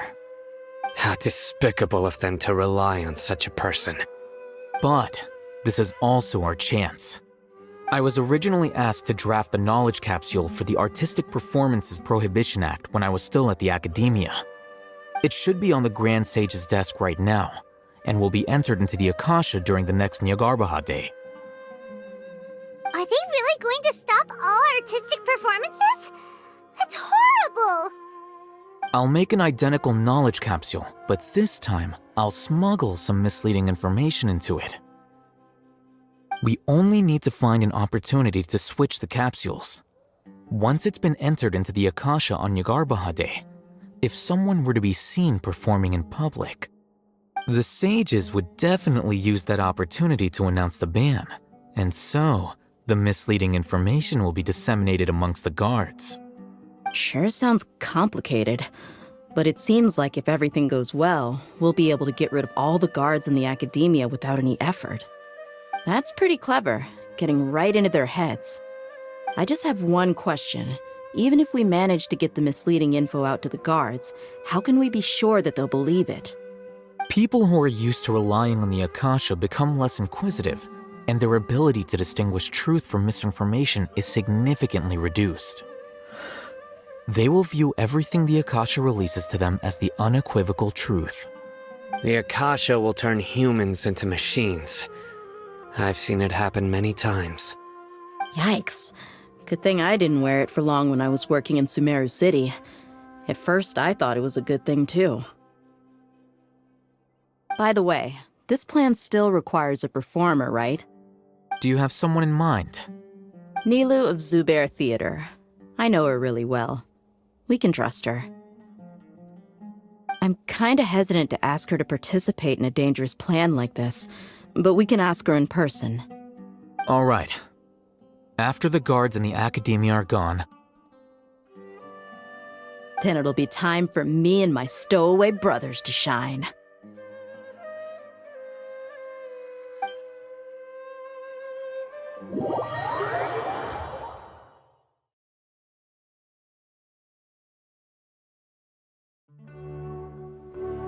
Here they come. Did you see that, Raman? They came out from the Academia in droves.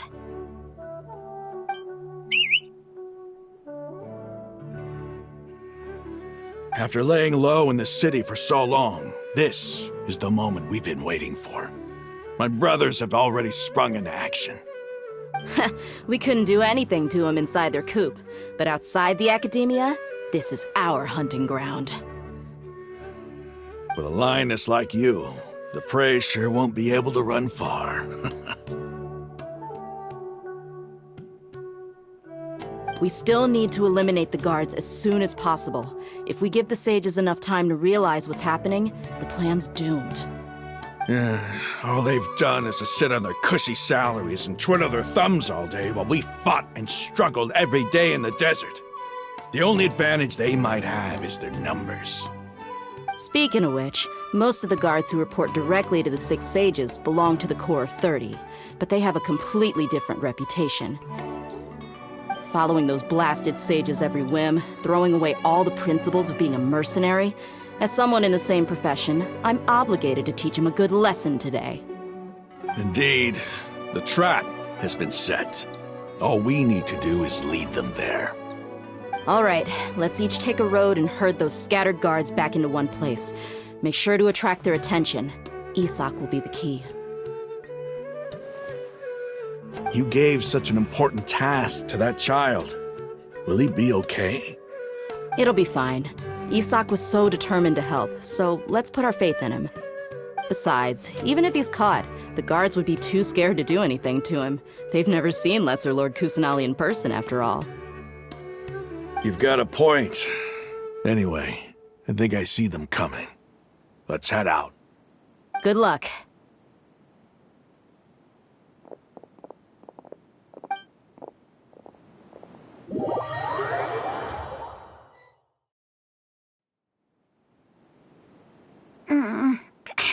This outfit. Hey, do you remember what you need to do, Isak? When the guards get here, you'll pretend to be Lesser Lord Kusanali and run away from them. Oh, yeah, I remember. Of course I do. I'm just a little nervous. Relax. Don't think about getting caught. Even if that happens, we won't leave you behind. You only need to think about getting the guards' attention and leading them to the Grand Bazaar. Leave the rest to us. Okay, got it. I'm here to pay back Lesser Lord Kusanali for helping Grandpa. I won't get cold feet. Hey, they're here. I can see the Academia guards.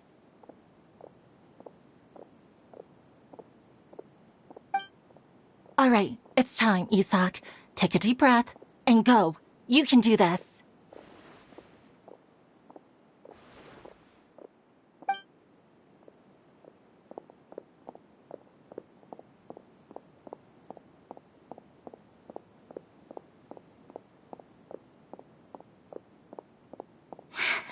Why is there a guard over there? Did he already run ahead of me? This is different from our plan. But there's no time. I need to make a choice.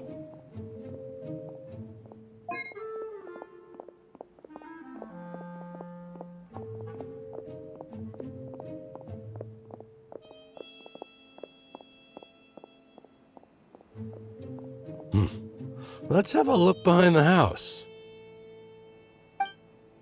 What should I do next? Huh. Looks like nothing's here. A wasted time. Luckily, he didn't check behind the tree. What should I do next? The guard looks alert. What should I do next? Hey, stop! I saw you. Don't try to run.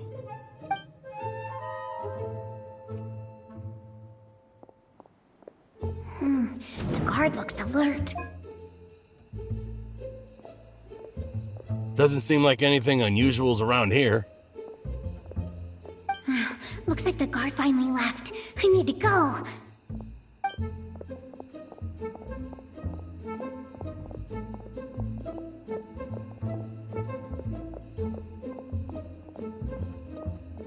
Hey!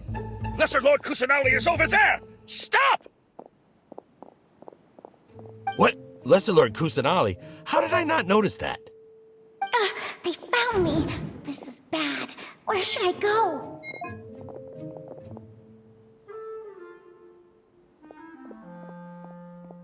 Hey!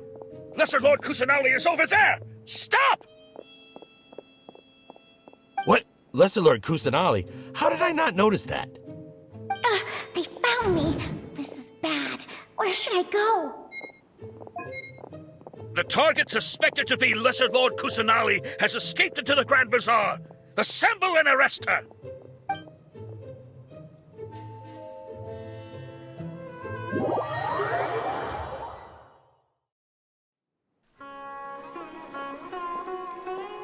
Where did she go? How did she disappear? Did we lose her? Hurry up and find her! Hey, why is your team here? Didn't we say to split up our search? Hurry! Hurry! This place is... Why are you all here?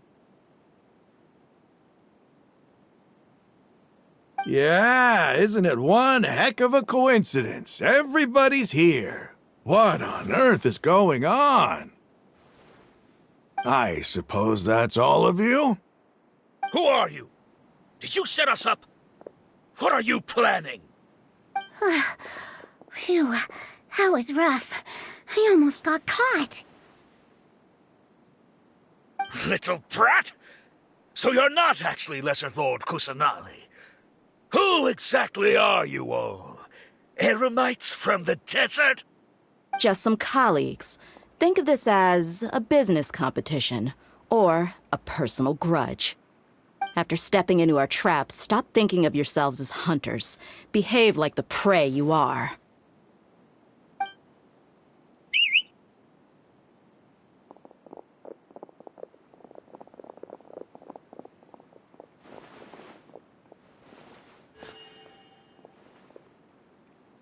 An ambush?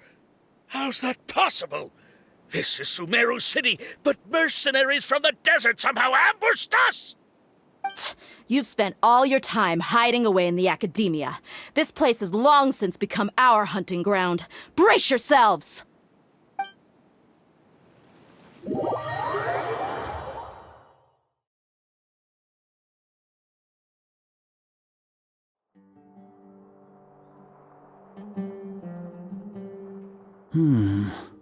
This is odd.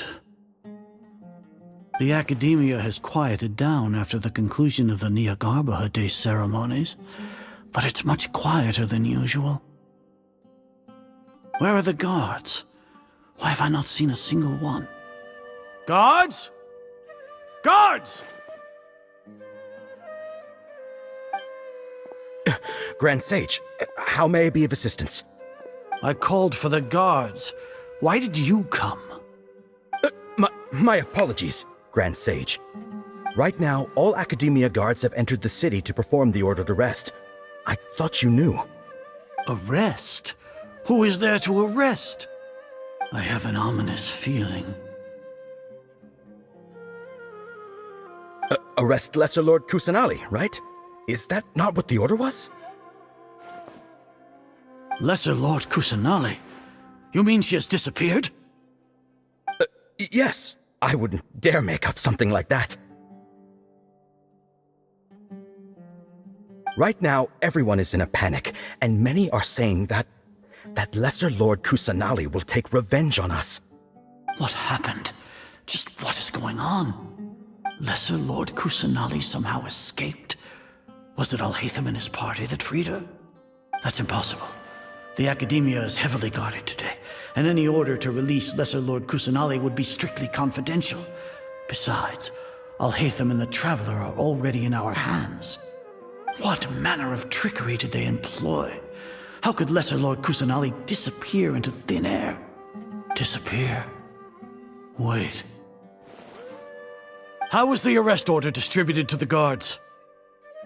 It was issued by the Akasha earlier today. Only you have the authority to send messages like that, so I thought it was your order. Let me check.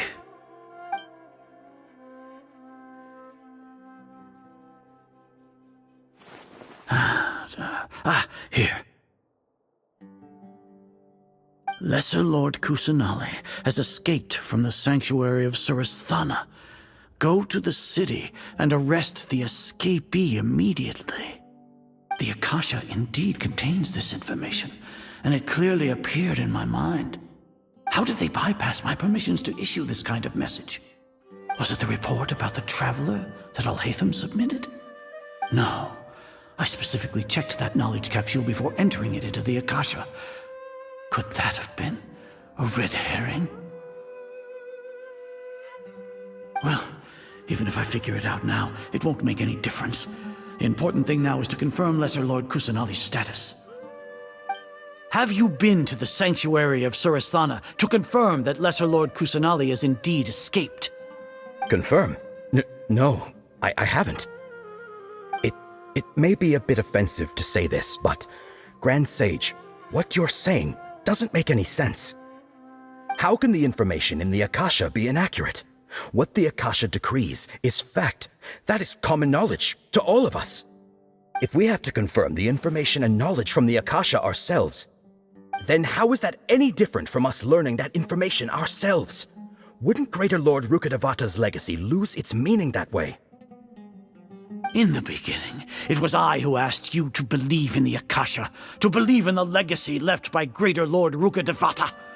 Are you trying to use my words against me? No, Grand Sage. I'm merely confused because I believe in you. I never meant to refute you. Stay here and see if there are any suspicious people around. I'll go to the sanctuary of Suristhana on my own. Yes, Grand Sage.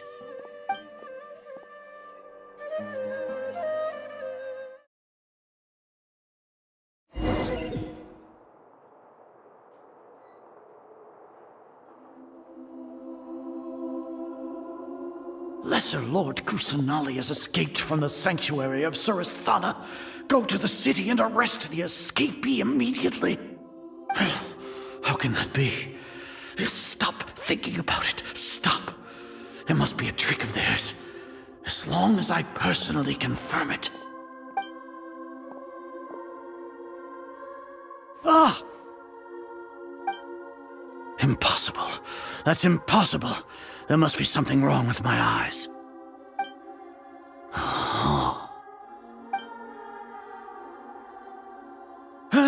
She really appeared again? What is the meaning of this? What a comical sight, Azar. Once the Akasha has put certain thoughts into your head, even the Grand Sage can no longer see what's right in front of him. You all can only see the world in your mind, the one you think you know. And precisely because of this, you disregarded Lesser Lord Kusanali's existence. She has been a wise and worthy Archon. Sino, have you been waiting for a chance like this? The Akasha predicted that you would return to the Academia to confront me, but I didn't expect it to turn out like this. I was careless. No, you were blinded. Your faults stem from your reliance on the Akasha. You're still the same as always. I truly did not expect a proud person like you to cooperate with Alhaitham and the Traveler. People change, Azar. Admit it. The Akasha can't predict my actions anymore. Then tell me, what have you found during your investigation? You want to buy time? This is the sanctuary of Suristhana. Under your own regulations, even Academia staff are forbidden to come here. No one will come to save you. As for the investigation, I've at least confirmed that you are guilty of insurgency against the Archon. A serious crime. So what? Did you do all of this so I would plead guilty in front of you, General Mahamatra? No. I want you to plead guilty in front of the Archon herself. You once said that I had no standing to judge you.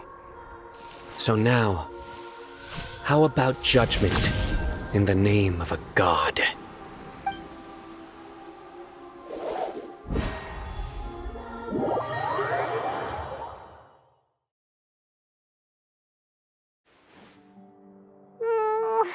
How long do we have to wait?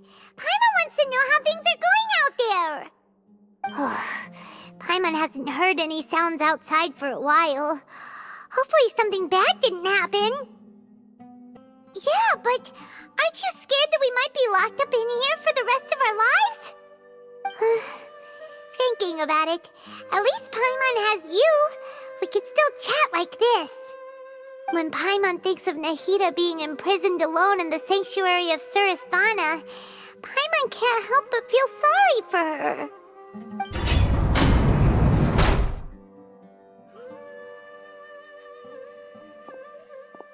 Here comes your savior. Dia! Paimon just knew you would come to rescue us! You two really owe me some big thanks. I had to search through who knows how many guards to find the key here. It felt even more tiring than whacking them. I'm exhausted. Thanks a lot. Need Paimon to rub your shoulders? No, that's, I'll pass.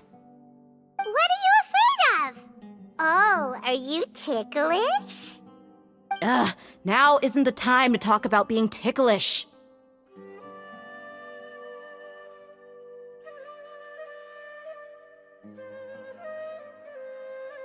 Things in the city and on Sino's side are both going well. The guards that stormed out of the Academia are all taken care of. The Corps of 30 is in charge of the city's defenses, but we already talked to Asfand. They've been fed up with the sages bossing them around. As long as it doesn't break their employment contracts, they'll turn a blind eye. That's probably because you've been super great friends with them for a long time. So, how's Sino doing? The Grand Sage is in his custody. Even I know how terrible it is to fall into Sino's hands, so he probably does too. Sino forced him to release Lesser Lord Kusanali. He has no choice but to obey. So, hurry to the sanctuary of Suristhana. Assuming nothing weird happened, we should have already rescued our Archon.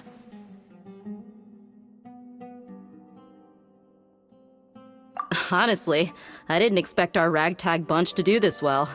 We just came together last minute to save the Archon, you know? Alright, you two better go. I still have to clean up some messes in the city. See you around.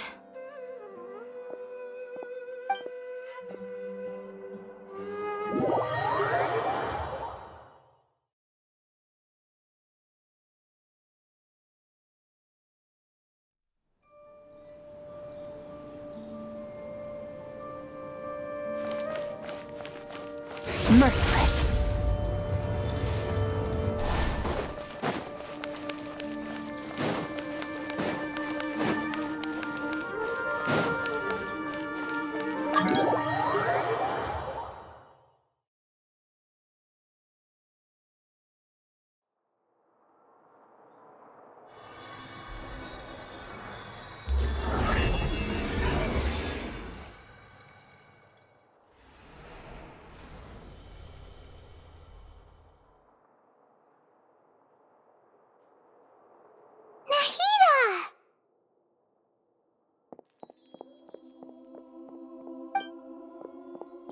Should I say it's nice to meet you? This is the first time we've met in real life. Before, we've only met in dreams, consciousness, or when I was in someone else's body. Thank you so much for coming to rescue me, but I also need to apologize. During this time, I did some self-reflection. My sense of inferiority and yielding to the academia led to all of this, and created so much trouble for you all.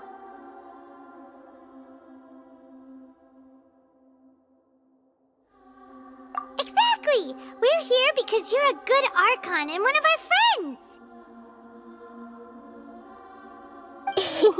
Thanks, you too. Amazing. So this is how it feels to walk out of that cage with my own body. It's like I just had an endlessly long dream. I can't even tell if I just woke up or was only now born into this world. My concept of self has become so clear. But now doesn't seem to be the time to indulge in this feeling. This is really embarrassing. You all just rescued an Archon, and now she needs your help to save her country, and even the entire world. It's okay. With you here, Paimon's sure that everything will work out. There's one more thing. What is it?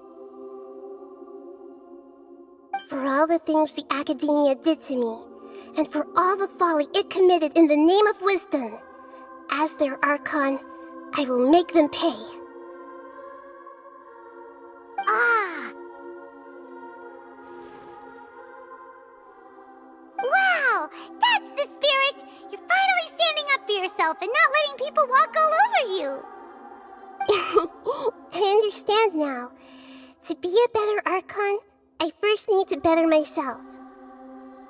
If you haven't even figured out how to be a caterpillar, how can you be a butterfly? Yes, true.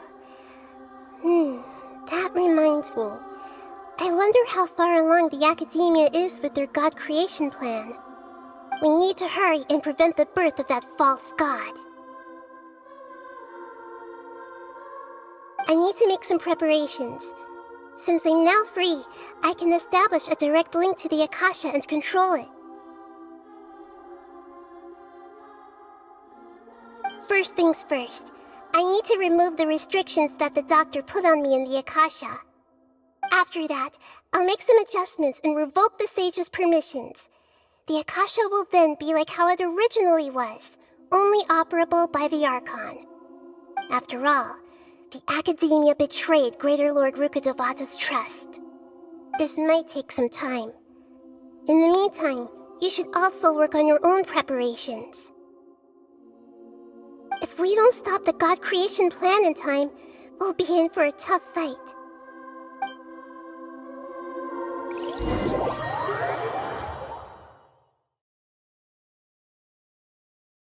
We might as well prepare for a fight. When we're done, we can take a walk around. After all, we missed out on a lot of stuff when we were locked up.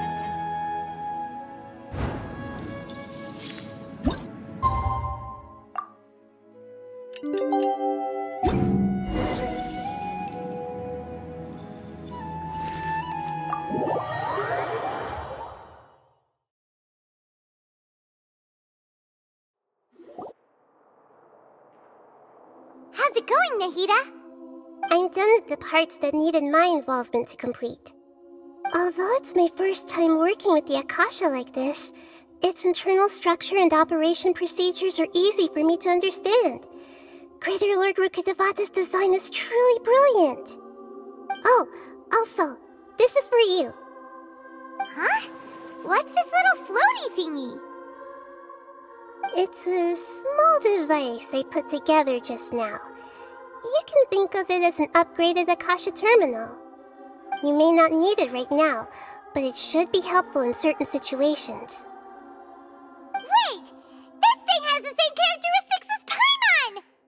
We're both small things that float! Oh, all the things that make Paimon special got copied! When Paimon appears with the Traveler from now on, people won't remember Paimon because she isn't unique anymore!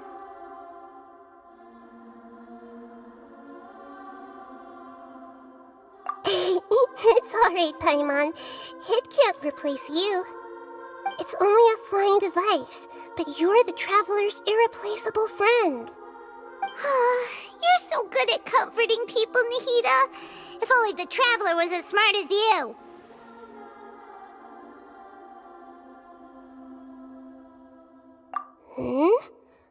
I was simply telling you what I feel to be the truth. I wasn't trying to comfort you. Nahida, you're a natural at this. What you just said made Paimon even happier. By the way, there's something I need to confess.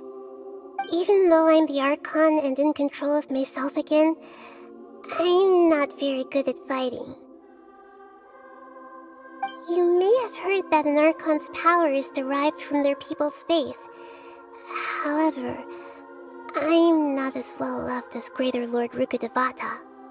If we get into a situation where combat is our only option, I'll have to count on you, and I'll do my best to provide support.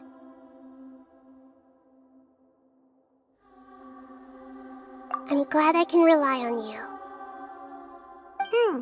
So the God of Wisdom isn't good at fighting? That actually sounds about right. I've located where the false god is. Time is of the essence, so let's get to it.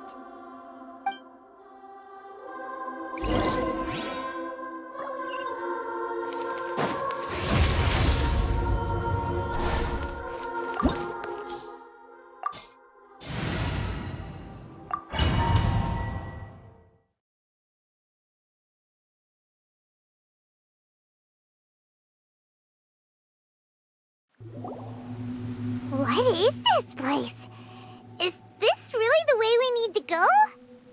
Wow.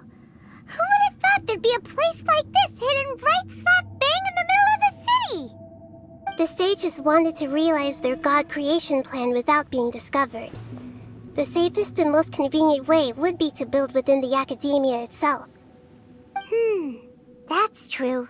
They were already hiding one god, so why not two? Judging from the structure here, the project is a huge undertaking. The sages really saw the god creation plan as their ultimate goal. But this place doesn't look like it could have been constructed by the academia alone. The Fatui under the Doctor sure didn't hold back. They provided a lot of technological support. Yeah, or else they wouldn't have been that generous. Is that it, though? I've always felt that this Doctor is different from the Academia sages. He doesn't seem to share their sense of urgency. Instead of being interested in the end product, it's like he's enjoying the experimental process. The Fatui Harbingers are all such weirdos. So, the Doctor being weird is actually normal. So, this Fatui that they're trying to turn into a god is called the Balladeer? We had previously come into contact with his consciousness. He harbors particularly strong obsessions. One is the desire for a gnosis, since he was created to be the vessel for one. The other obsession is probably related to his past. I can't quite explain it. Paimon knows that he was a prototype puppet for the Raiden Shogun before he became a Fatui Harbinger. That's why he wants a gnosis so badly. There's no way he'd willingly be a test subject. Not with that temper and ego of his. It sounds like you know the Balladeer quite well.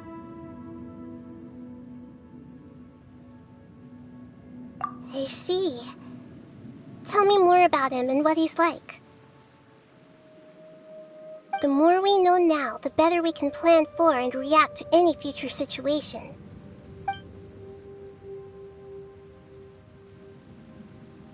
I see. How fascinating. Alright, time to go. Let's get through here and meet him in person.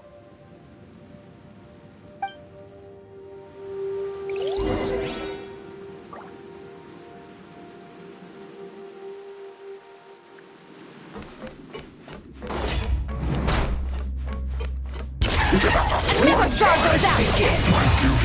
This isn't right.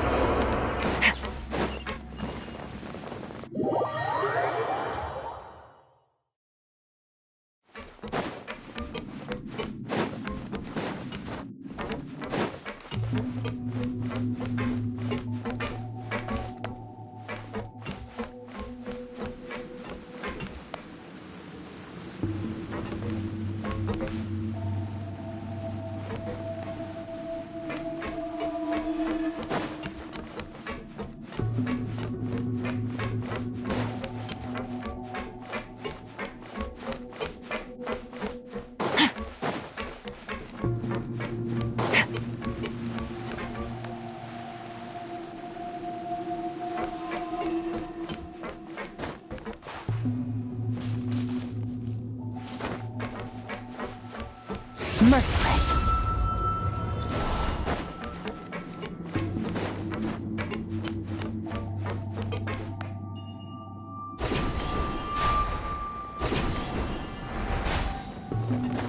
It looks like we can climb up these pipes.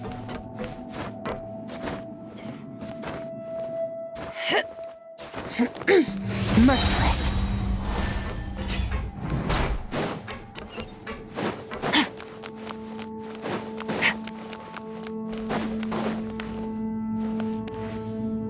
The pattern on the ground seems all messed up.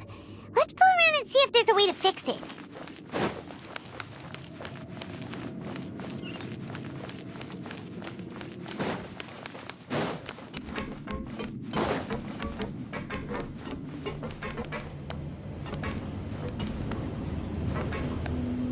It seems to have stopped.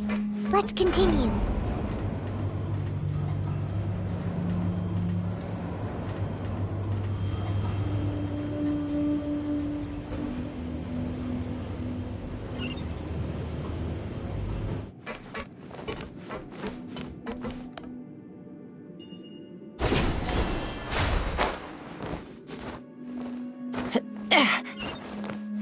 Merciless. Paradigm shift. Let's begin. This isn't good.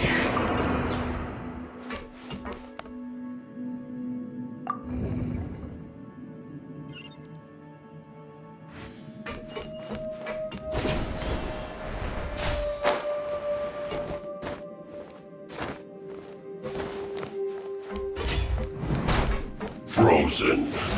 Crest your bow. Pay your due.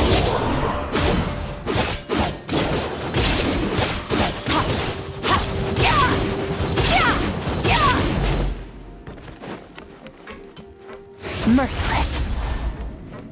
Leaving so soon? Can't run from death.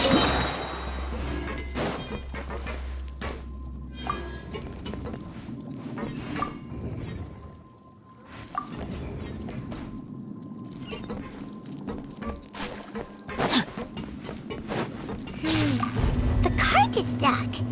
Maybe there's something wrong with the tracks. Let's try adjusting the direction of the device to clear the tracks.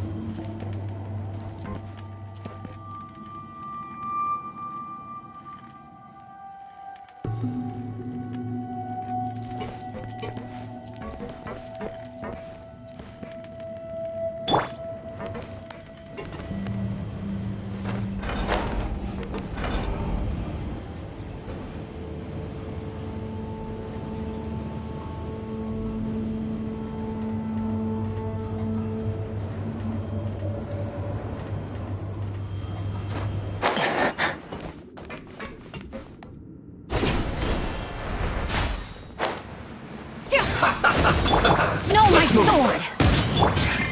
Fearless. Into the void!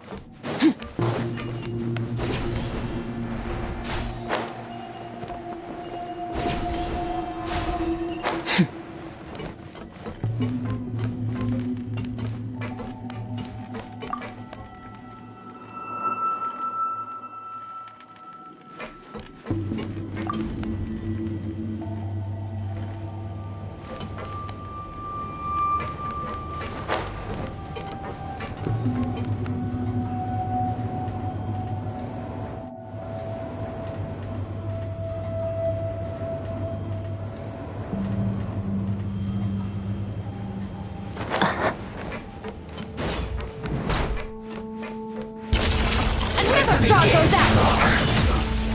Merciless. I will. This isn't good. Witness the power of Gugwa. Annihilate.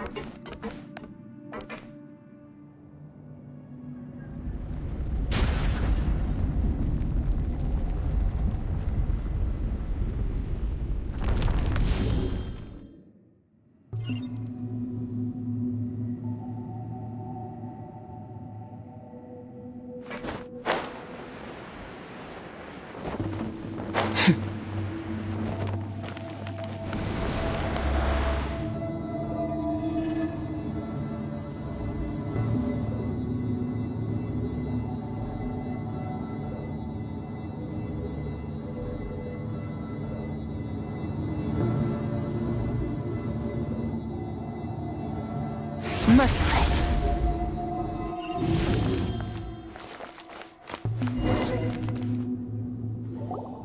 Looking at its operational status, we must prepare for the worst.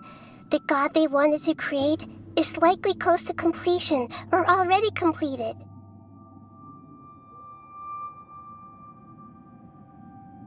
Oh no! What should we do? Paimon can't imagine how hard it would be to fight against a Fatui Harbinger with a Gnosis! Are you nervous, Paimon? If you really want to know, of course Paimon's nervous! Aren't you too, Nahida? Yes, I am. This is probably the first time I faced with a calamity of this degree since my birth. I feel not just nervous, but curious as well. Curious? Curious about what? Curious about her fate. To me, everything we perceive in this world, everything we learn, and everything that happens to us is considered knowledge. And if it's a form of knowledge, then it can be understood. However, only fate is about that which has yet to occur, so it has always drawn my curiosity. So to me, fate is the ultimate knowledge. That's also why I love observing humans and all the things that happen to them.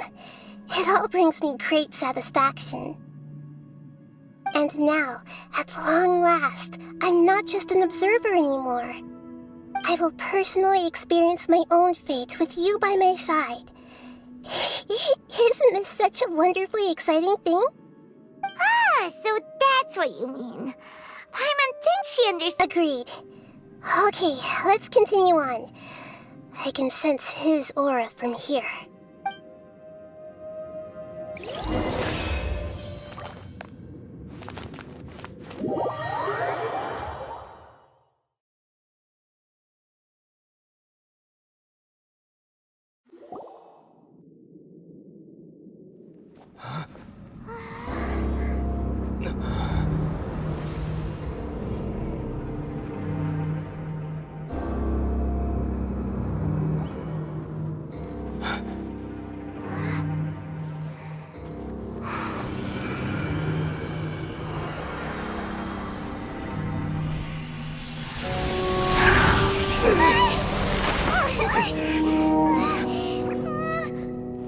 Who would have thought the world would be so eager for my birth?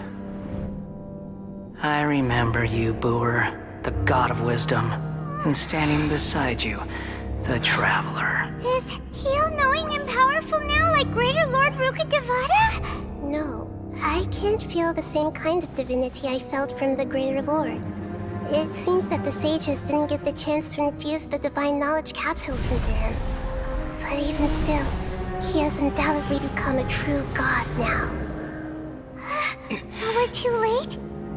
The Balladeer has already become a god? The Balladeer. A long bygone title.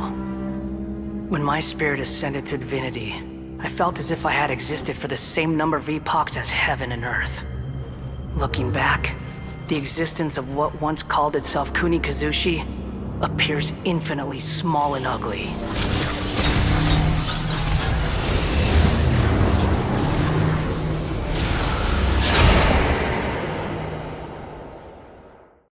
This imposing aura, it really feels like the gods!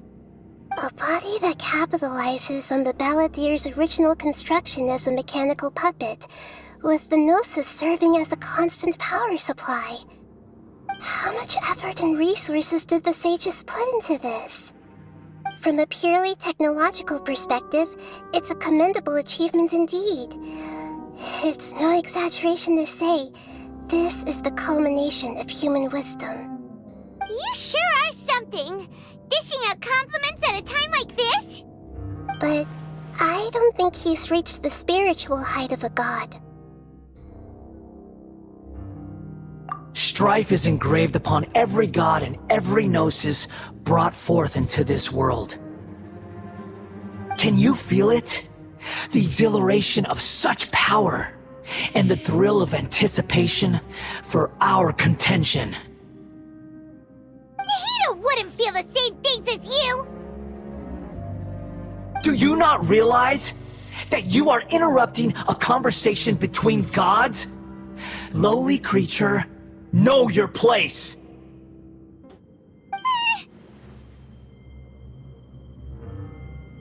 The strife engraved upon a gnosis.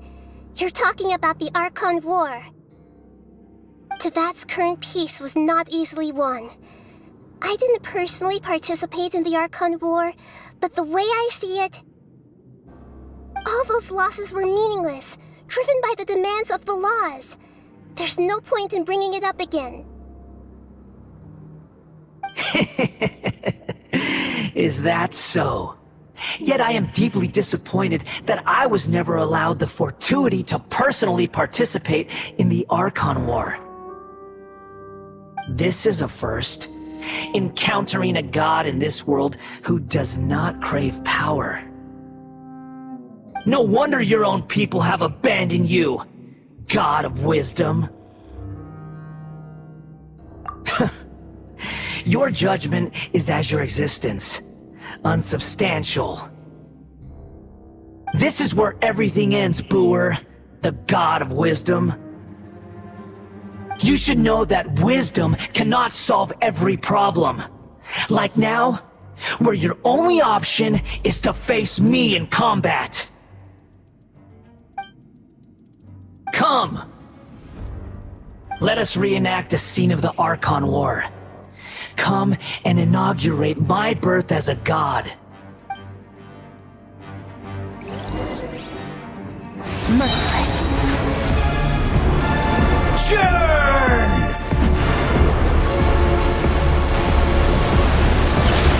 Paradigm shift. Fearless. Insignificant past! Fearless.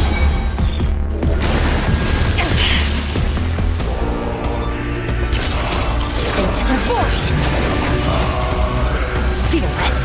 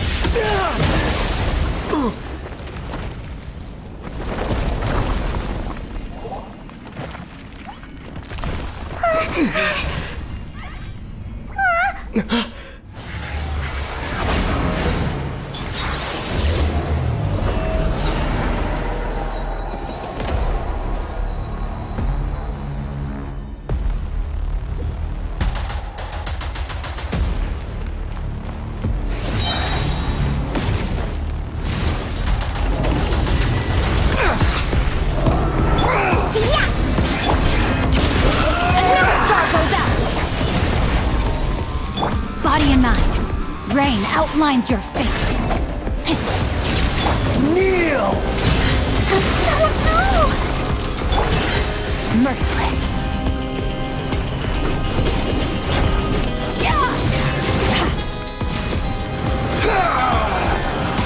Merciless.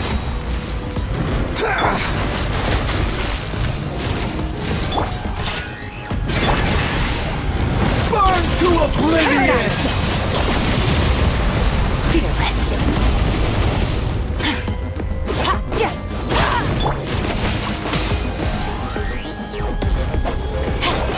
Reality? It's pain!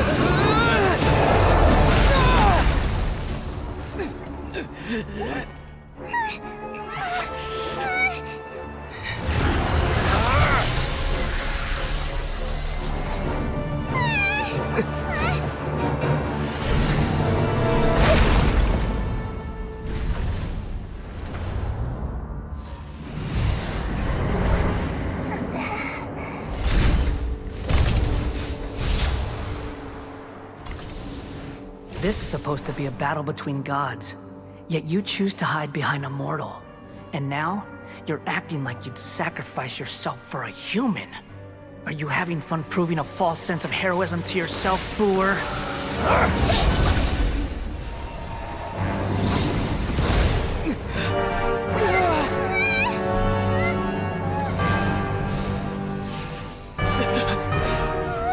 The data collection is almost complete. Do you even know how many times you've tried to take my gnosis from me?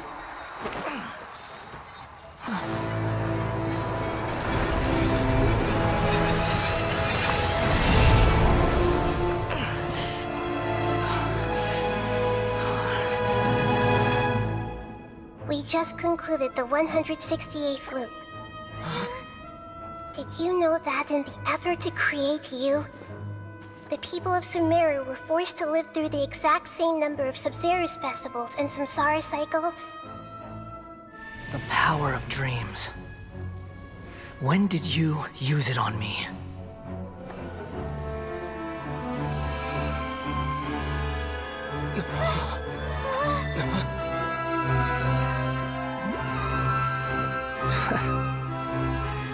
You can't even defeat me in a dream. What do you hope to achieve with this little trick? Come, Traveler. Just like before. Allow me to awaken the memories in your dreams. All that battle experience! It's more than that. Compile everyone's wisdom in the name of the Archon. That is the original function of the Akasha. I've sent everything that happened just now to the people of Sumeru in the form of knowledge. I've asked them to help you find a way to defeat the false god.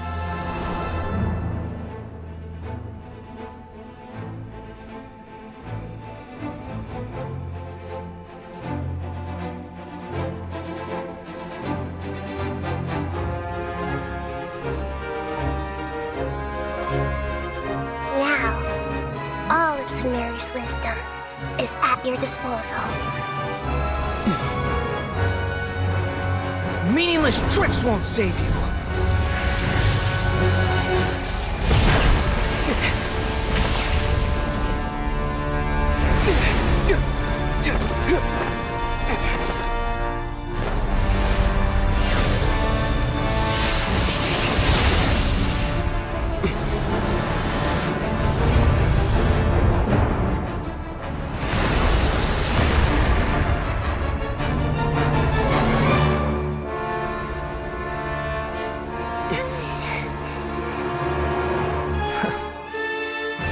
Are you done with your tricks? Can I finally take this as a real battle between gods? I'll leave this to you, the first sage of Boor.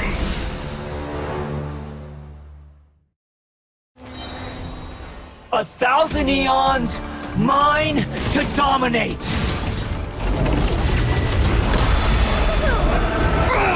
Committed to memory! 8, 4. Extinguished! Burn to oblivion! This may hurt a little. Yeah! Committed to memory!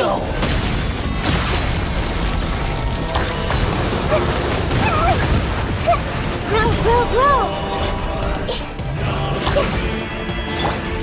Fearless!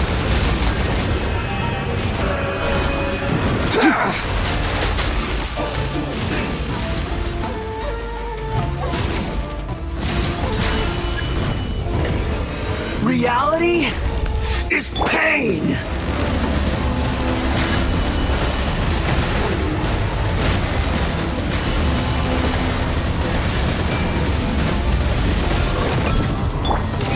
Fearless!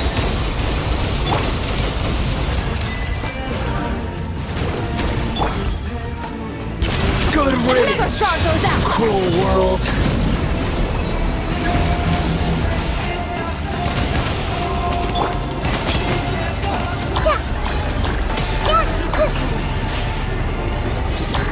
This may hurt a little.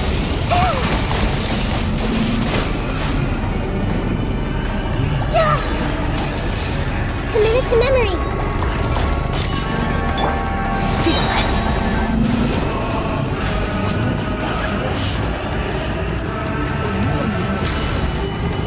Not possible.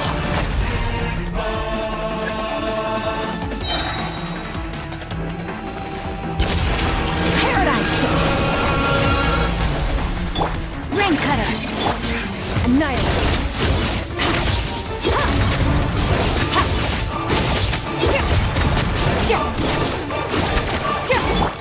Share my knowledge.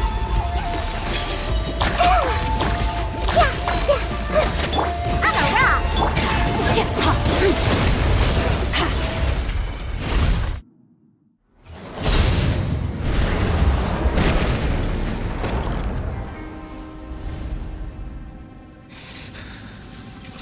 Humans. Filthy humans.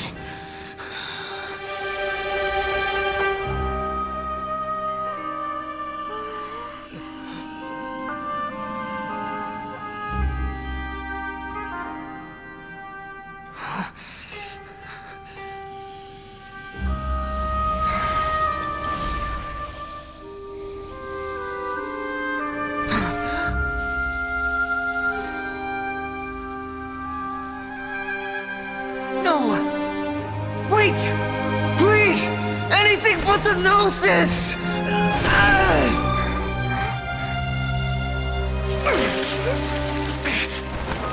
That's mine! Don't even try! I'll never go back!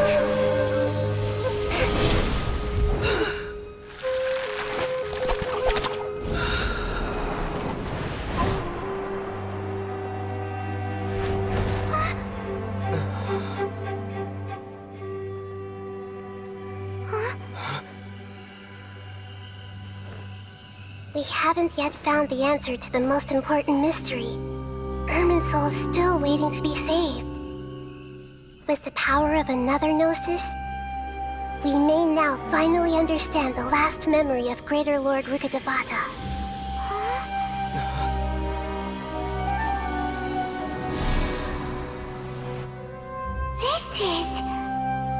That's right. This is the last memory of my predecessor.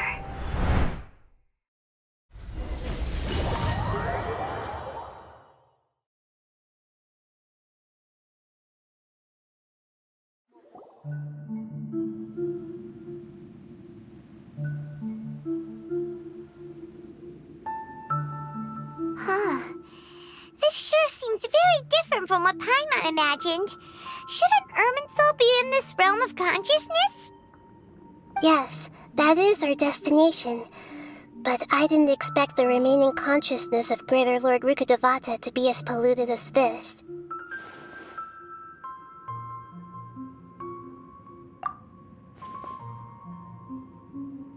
Forbidden knowledge? It seems you know about a concept that even I don't completely understand. Could you tell me what you know?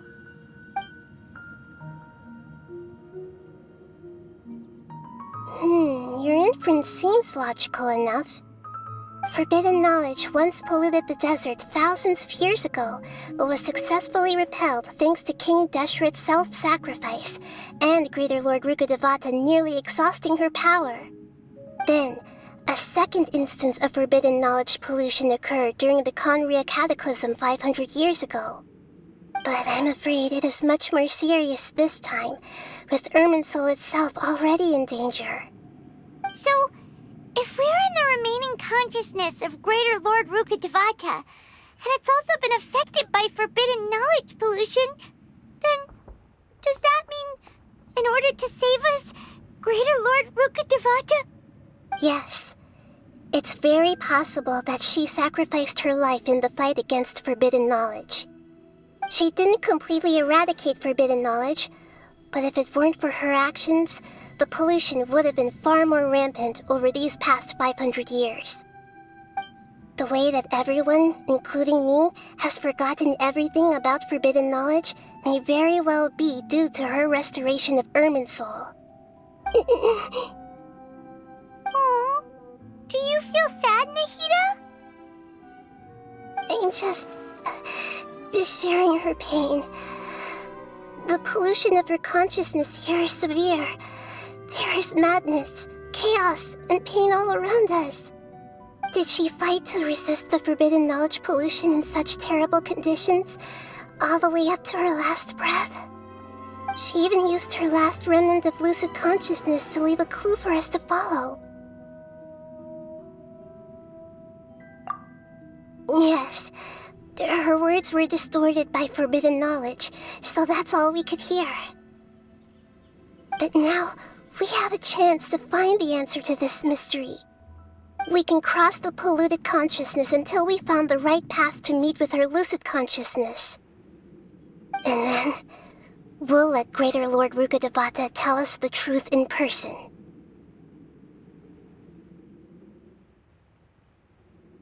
Each of us need to be mindful of the state of our own consciousness while we are here. Even with the Gnosis' protection, we must always keep a clear mind. Otherwise, we could go mad at any moment. That's so scary. Don't worry, it should be easy enough for you to keep that mind of yours clear, Paimon. Let's go.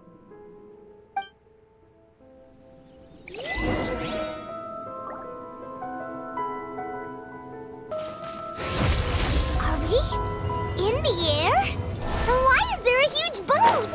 That's the boat of consciousness.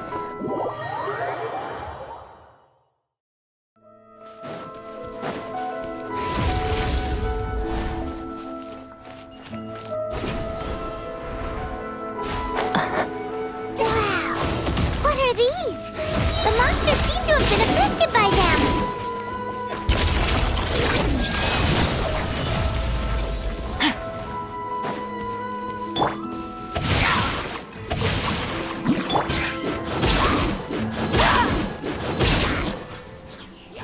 Merciless.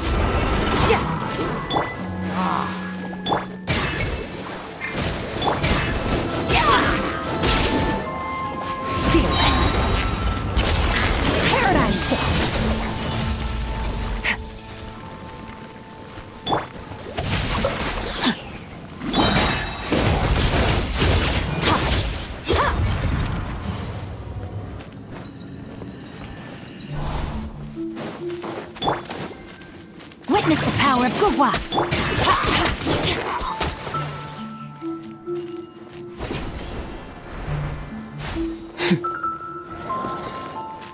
Body and mind. No, my sword!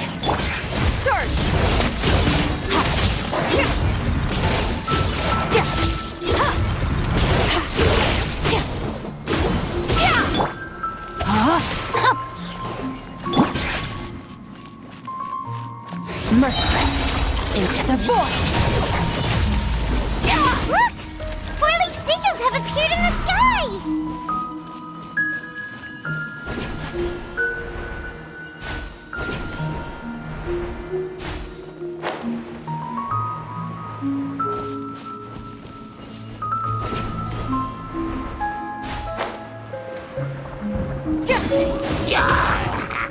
Annihilate.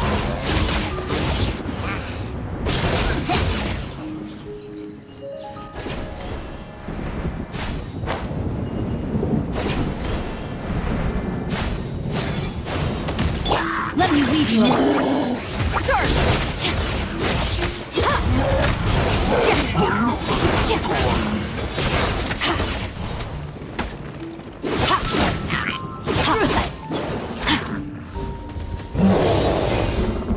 Fearless. And never starve those out!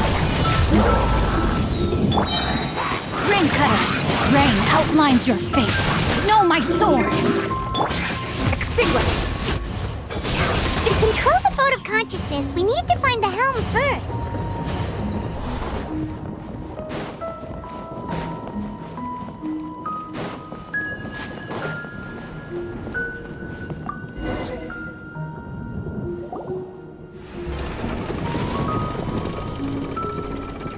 We changed direction. Are we still going the right way, Nahida? Mm-hmm. Judging from the current route, the boat of consciousness will soon take us out of here.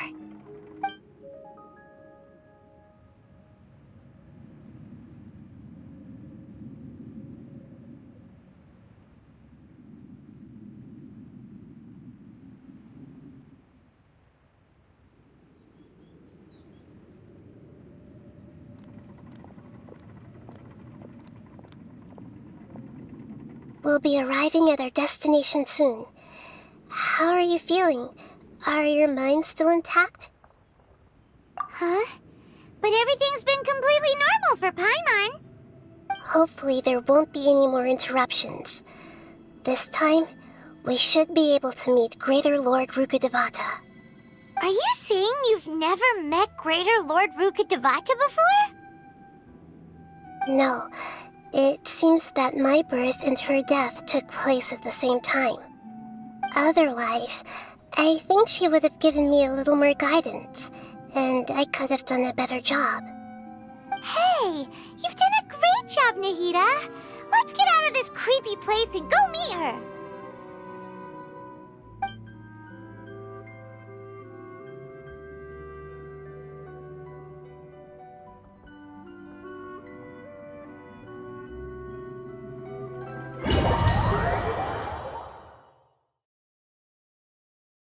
So, is this the place you were talking about? The base of Irminsul?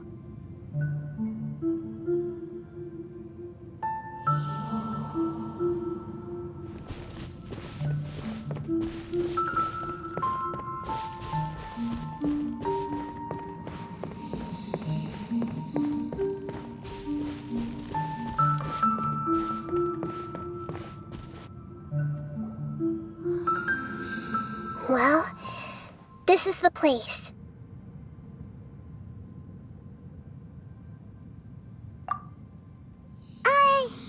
We're here to find Greater Lord Rukkhadevata, right? But the one standing over there is... Is that... me? She looks exactly like me. Are you Greater Lord Rukkhadevata? Yes, that's me. Are you surprised by my appearance? Irminsul and the surrounding lands have been reproduced here as they were years ago. But this is just a realm of consciousness. We are manifestations of the same nature. Hence why we would appear exactly the same. We're of the same nature? Why? Because you are me, and I am you. You are me in the new samsara. The new samsara? As Greater Lord Rukkhadevata, I'm the avatar of Irminsul, and you are the purest branch snapped from Irminsul. Imagine it this way. Even if a tree dies, its branches will eventually take root and grow, continuing the tree's life in another form. I'm merely the remaining consciousness of Greater Lord Rukkhadevata. The real me has presumably died a long time ago.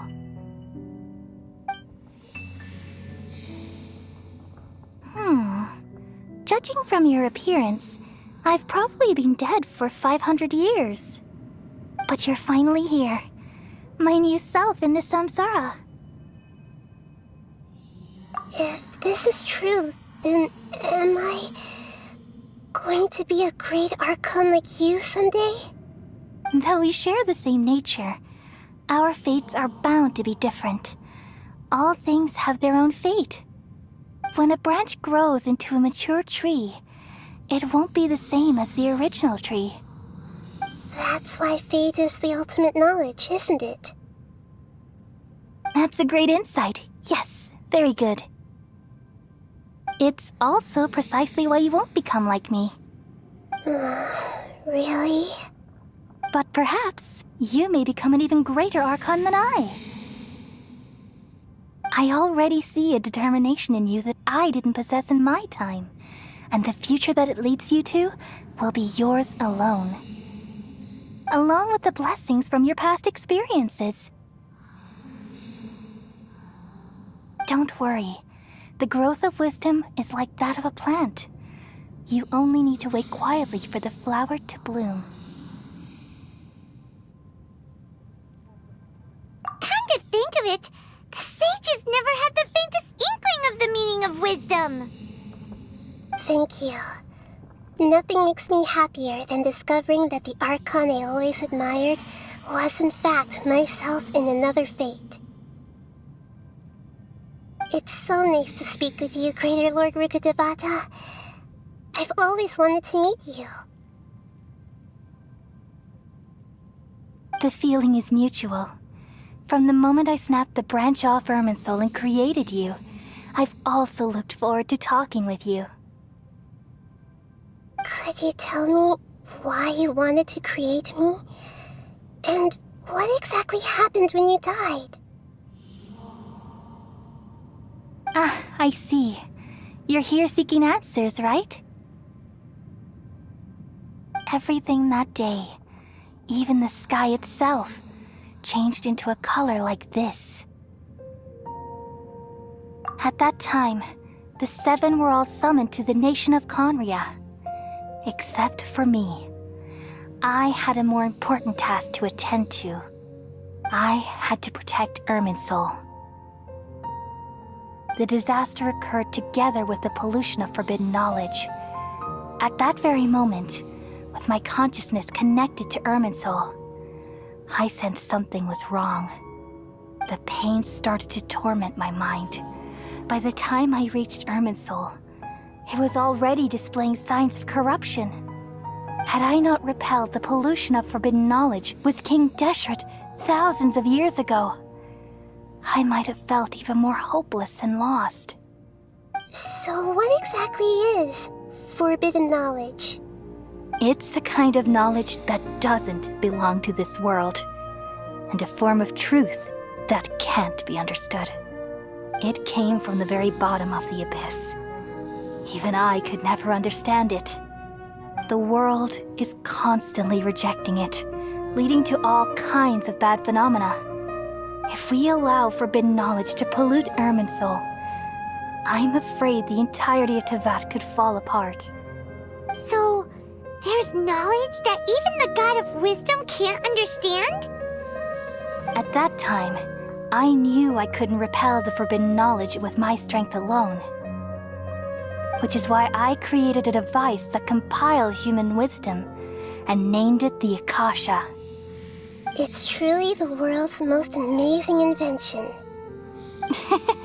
Thank you. For a long time, I thought dreams were the fruit of human wisdom. Though it was selfish to do so, I borrowed people's dreams using the Akasha. Then I compiled their wisdom and all of my own power. Well, did it work? Thanks to the wisdom of the people of Sumeru, almost all the forbidden knowledge was cleared from Irminsul. But things didn't go as smoothly as I thought. I had a terrible headache, which gave me an uneasy feeling. And then I remembered that my consciousness was also connected with Irminsul. It brought me knowledge and wisdom, but vile corruption as well. From the very beginning, my existence had been polluted by the forbidden knowledge. Oh no! How could that happen? I've experienced that pain in your consciousness. It must have been a horrible experience.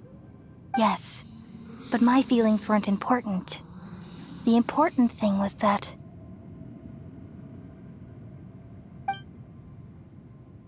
even if I died, my existence and everything related to me would continue to exist in Irminsul as memories and knowledge, meaning that the forbidden knowledge couldn't ever be permanently eradicated. And there's no way for me to eliminate myself. It would be a sort of paradox. So, I took the purest branch of Irminsul as my incarnation in the next samsara, and left a trail of clues, all in hopes that you would come here and remove me and my pollution from Irminsul forever. Wait, no, I can't. So you realize what that implies? You are very smart indeed. Irminsul has all the knowledge and memories of this world. And as you've realized just now, removing me from Irminsul means I essentially will never have existed in this world. But this is the only way to save Irminsul. People love you so much, and they've missed you so much over the past 500 years. I am exactly the same. So how can we just forget you like this? Is there really no other way?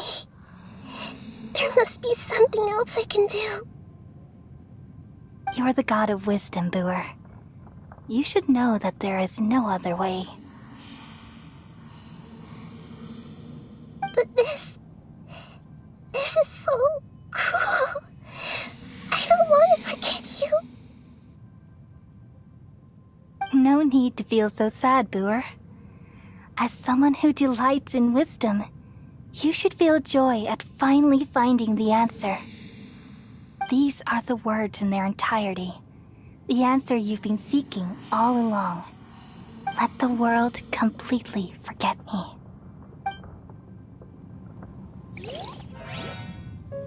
We all nestle under the great tree of wisdom, peering out to perceive the world.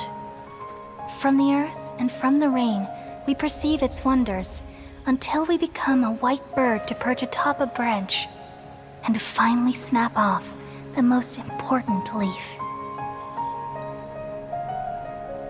Once upon a time, I alone dreamed in this world.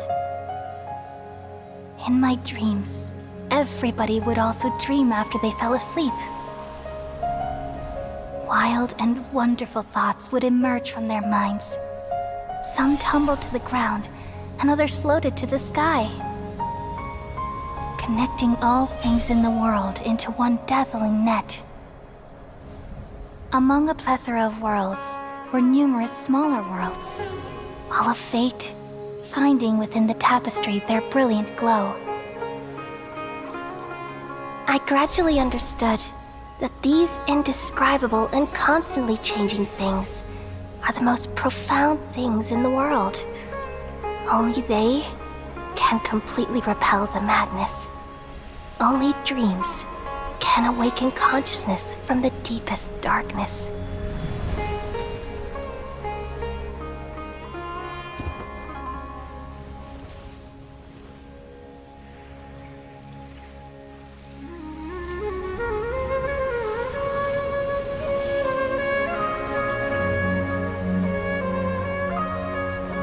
I'm the one who posed this question, yet also the one who sought a solution.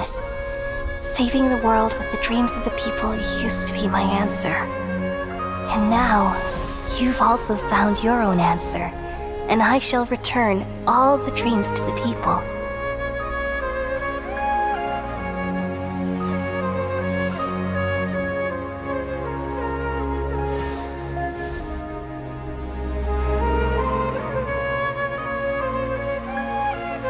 Goodbye, people of Sumeru.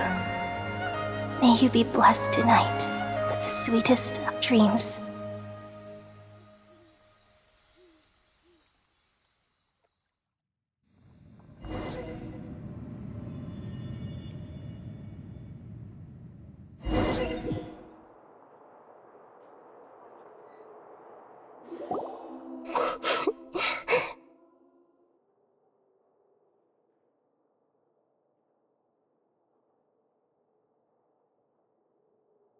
I'm alright.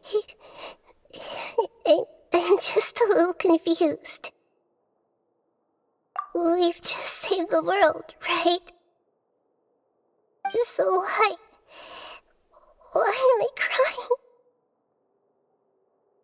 I don't know where this feeling inside of me is coming from, but I feel very sad.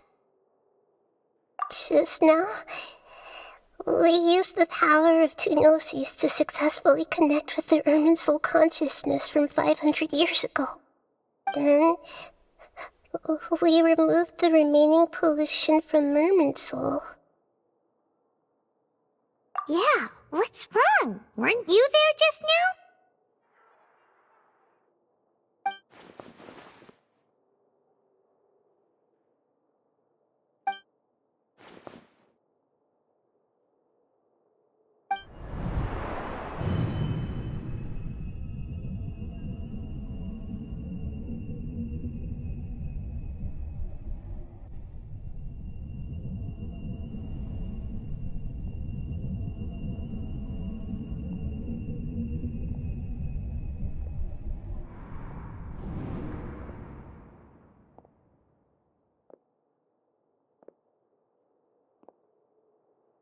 Huh?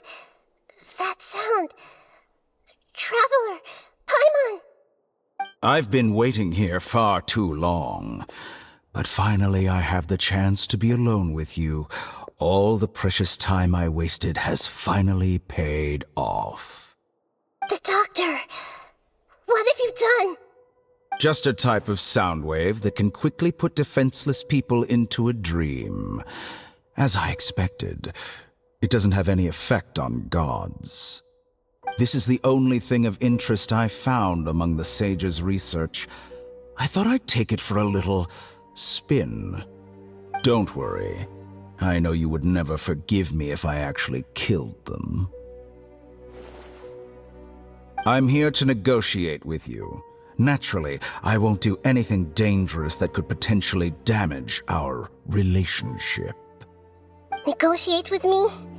I heard you had already left Sumeru. Why are you here again now? I left Sumeru, but I also stayed in Sumeru. Even the God of Wisdom is restricted by the habits of cognition. How disappointing. You mean there are many different versions of you in this world? An astute guess.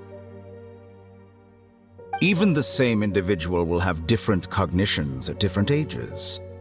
A long time ago, I made a major decision in hopes of preserving all my perspectives of how I observed the world. Observation is the first step of any experiment, but observing the current world doesn't satisfy me. It lacks an important dimension, that of time. So I saved segments of all my ages and made them into independent individuals. That's all there is to it. Indulge me. How does the God of Wisdom find my method of seeking knowledge?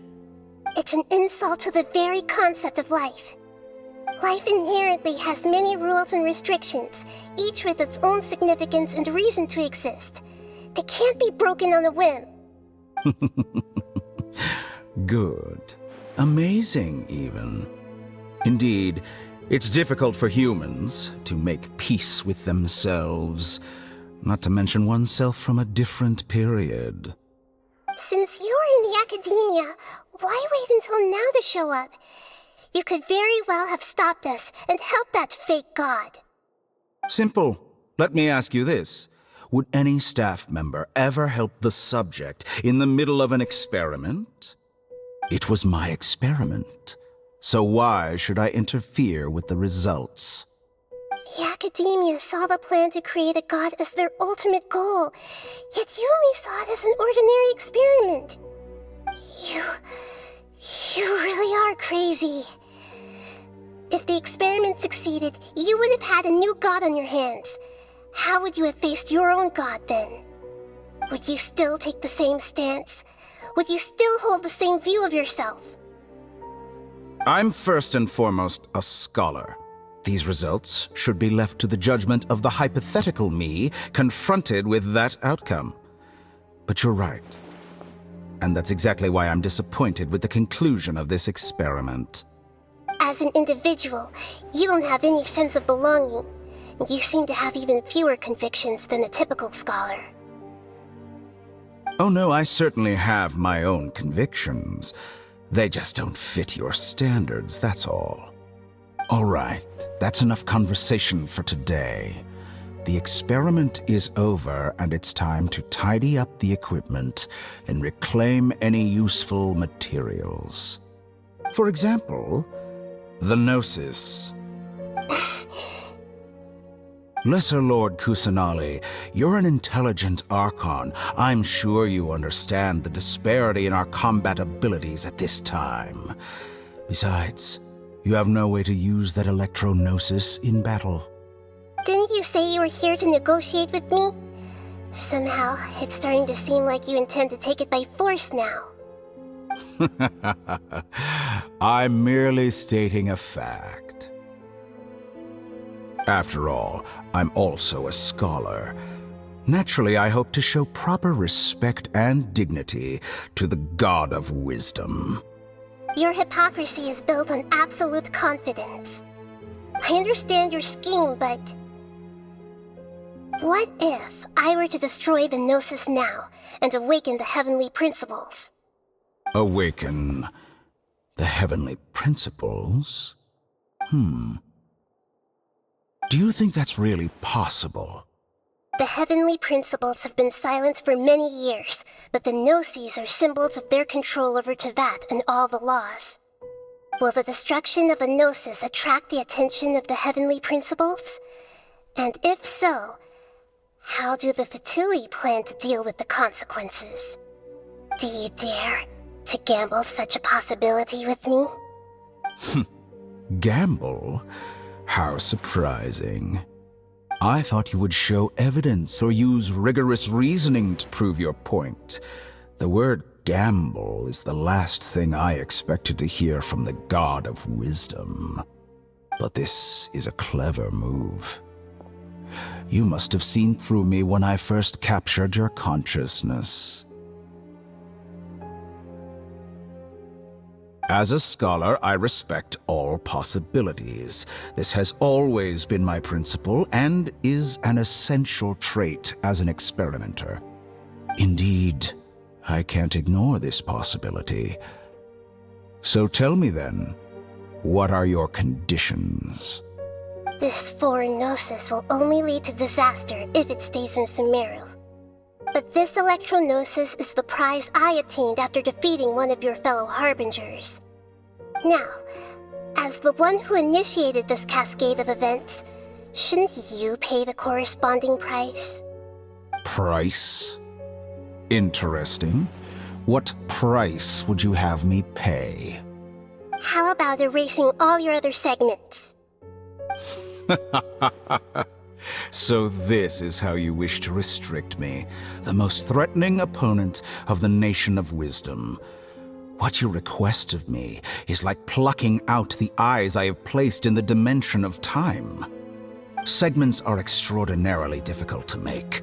They require extremely rare resources and enormous amounts of time and effort. requiring me to destroy them all here and now. Bravo. A suitably wise decision on your part. Yes, how very interesting. Can I assume that you have long been wary of me? Among all the versions of me, this segment you see now is the most selfish.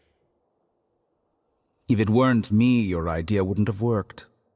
What did you see when you were imprisoned?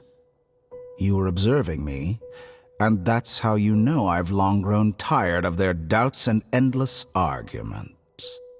Like you said, it's difficult to make peace with yourself. Being as smart as you are, have you managed to do that? I see.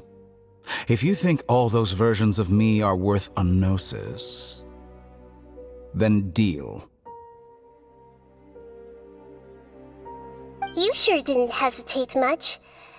Is the relationship between all the versions of you really that bad? I don't think there's any need to dwell on that. The surplus versions of me can be exchanged for a gnosis. Do you think anyone can offer themselves at a higher price? Besides, with my abilities, it's only a matter of time until I find better perspectives. Perhaps it's best to say, you're just temporarily ahead. But what I'd like to know is, how can you be sure that I've really erased them? I can see your remaining honesty.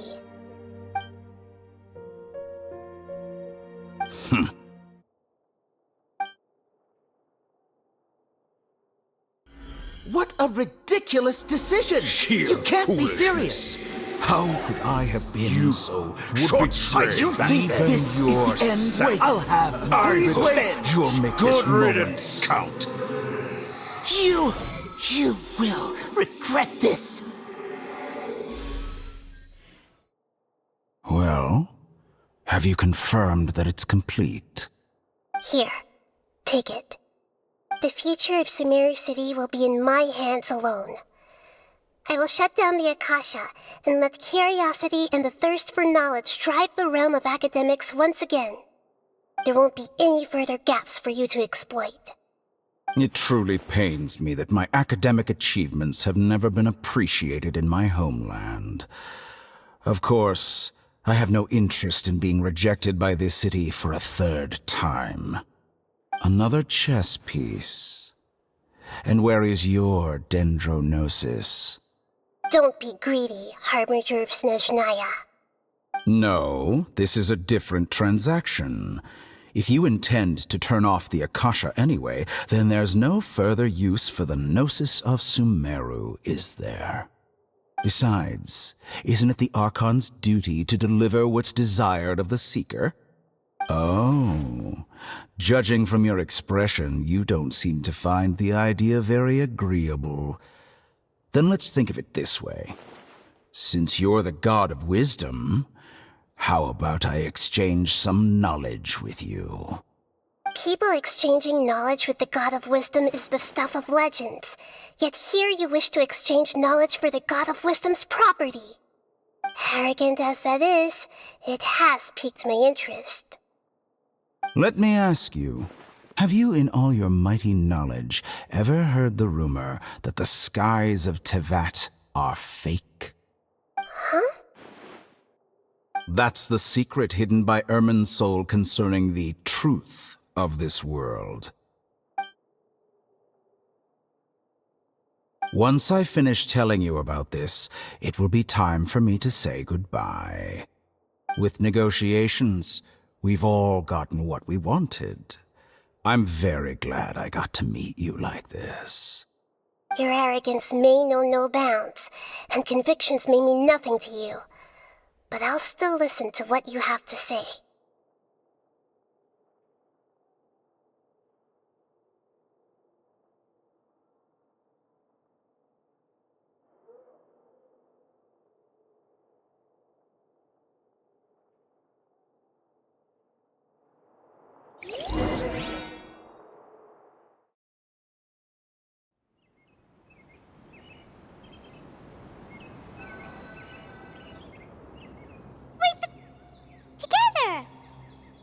Okay. Wake him up.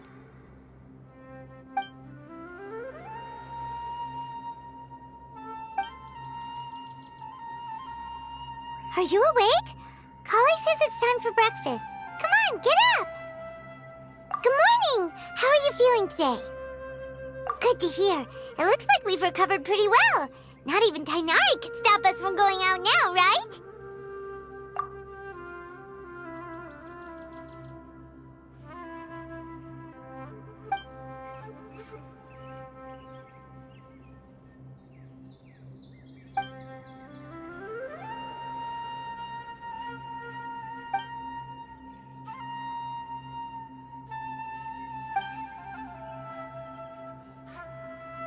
Come on, Traveler, let's go!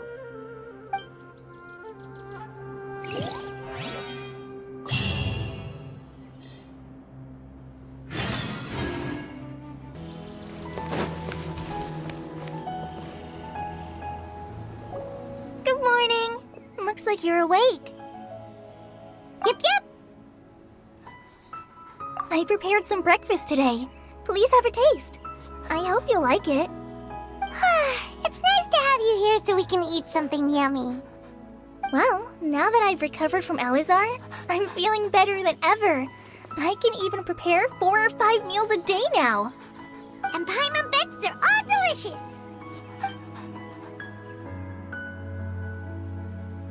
Oh, by the way, someone brought a letter for you after you went to sleep last night. Nope. Paimon wanted to read the letter with you after you woke up, so Paimon didn't open it. All right, let's read it now.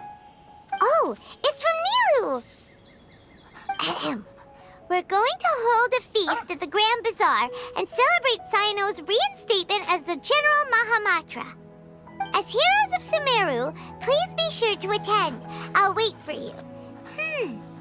The date of the banquet is written on the back. It's in 2 days.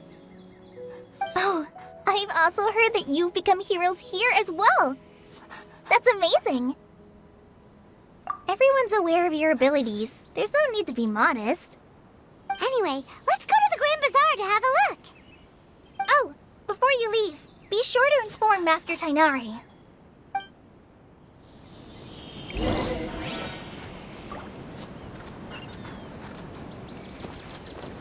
Fearless. Tainari!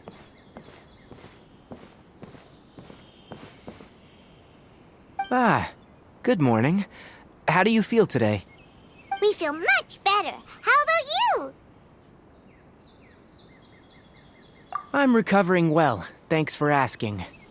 But from the looks of it, you seem to be already busy with work again. It's fine. I'm not that busy, really. The Elazar patients have recovered, as well as Hypatia. For now, I only need to tend to my Forest Watcher duties. It seems once Irminsul started getting better, everything else started to recover too. Yes, but there are still some residual effects. The withering is one example. Though it won't spread anymore, the existing zones won't just disappear. We forest rangers will still need to do the work. By the way, we have some good news. Cyno got his position back. This news is hardly new. He had already mentioned it to me before. Huh? You mean he was already here? Why didn't he come to say hi to us? He visited once, but he was afraid of disturbing you while you were resting. He just asked me a few questions and left. Then you probably already know all about the celebration feast. Celebration feast? No, I haven't heard anything about that. Huh? But didn't Nilu say in her letter that they would celebrate Cyno? He didn't tell you? Perhaps. Or, alternatively, he doesn't know about it either. Come to think of it, Cyno doesn't seem like the type who'd enjoy a celebration feast. You and Kale are both Cyno's close friends. Why don't you come to the feast with us? Kale has taken over some of my tasks these days. I don't think she'll have time for it. Not to mention me. You see, some VIPs have come to the forest recently. Huh? VIPs? Very important Paimons? Well, technically speaking, they are former VIPs. The sages involved in recent incidents have begun their training in the Avidia Forest, and the people they had previously imprisoned have all been released. Huh? Yes, he's a little weak, but he isn't injured and his condition is stable. Lesser Lord Kusanali, in her boundless mercy, has decided to spare Azar and the other wrongdoers. Supposedly, they were ashamed of their shallow ideologies, and have decided to dedicate the rest of their lives to cultivating wisdom in the Avidia Forest. When they learned that Lesser Lord Kusanali had defeated the Balladeer and saved Irminsul, they were shocked at first, but also became happy, feeling that the sacred light guiding them on the path of discovering wisdom had begun to shine once again. As a result, work has increased for the Forest Rangers. That sounds really exhausting. There is nothing we can do, really. But that's another topic. Back to the matter at hand. Are you two planning to head out? Ah, right! We're here to request permission to head out. Would that be okay? You've recovered well. You may go. But be careful. Yay! Will do!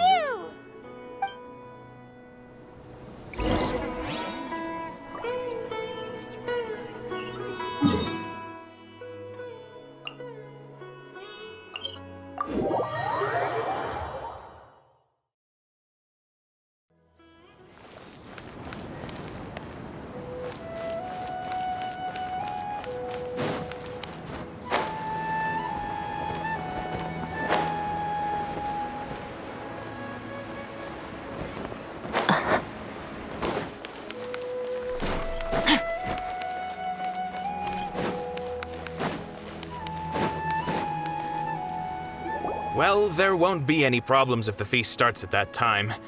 Everything has already been prepared. Mr. Zubair, I finished tallying things up here. Well, except for the guests.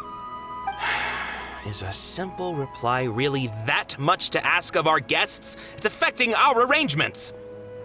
Oh, it'll be fine. Besides, it never hurts to get things ready in advance. I was thinking the same thing. The feast will be held sooner or later, right? Hey, Nilu! Traveler, Paimon! We got your letter, so here we are! You're the best! The other guests haven't even replied yet. Huh? Are we the only ones that have arrived? Yeah, I had someone deliver letters to all of our guests. But maybe everyone is still busy with other things. Look, I get it. Sumeru is in an extremely important period of transition right now, but even if your friends are important figures, they shouldn't just ignore your request like this. Nilu is Sumeru's #1 celebrity, after all.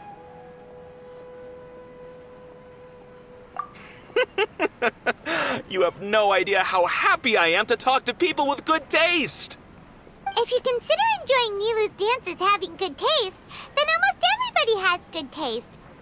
Because Paimon thinks everybody will love her performance. That's right.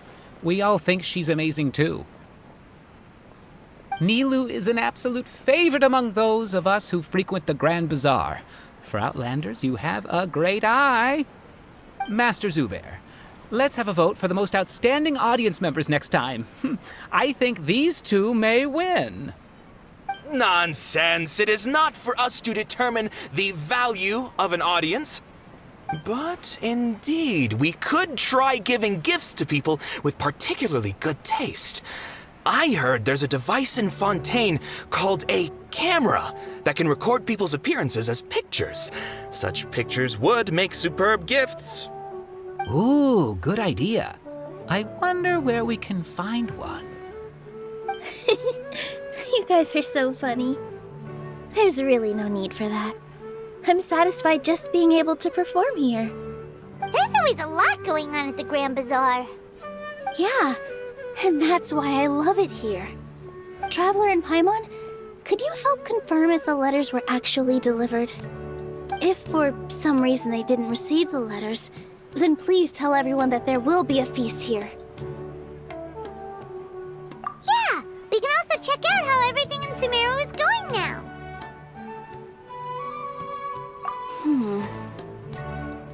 When I wrote the letters, I heard that Dia was in Port Ormos, and Alhaitham was at the Academia. As for Sino, we've only heard that he appears at the Academia from time to time. I'm not too sure about Ramon's whereabouts. My guess is that he's with Dia. As for Dunyarzad, I just hope she's feeling better. I sent her a letter, but I was afraid of disturbing her. If you have time, please ask about her for me. Okay, got it. Let's go, Traveler.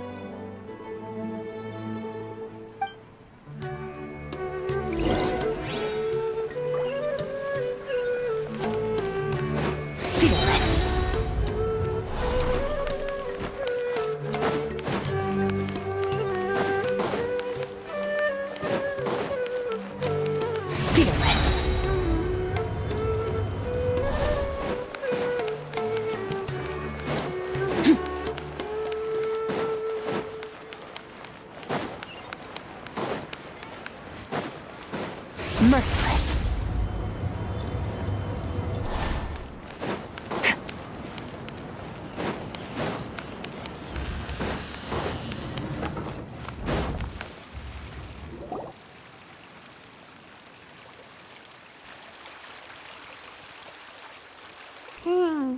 We haven't seen Alhaitham anywhere.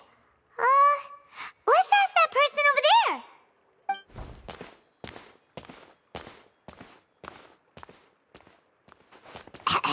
Hey there, have you seen Alhaitham around? Yes, it seems Scribe Alhaitham has gone to the House of Dana. You should be able to find him there. But you're already the second group of people I've seen looking for him today. He must be quite the busy man.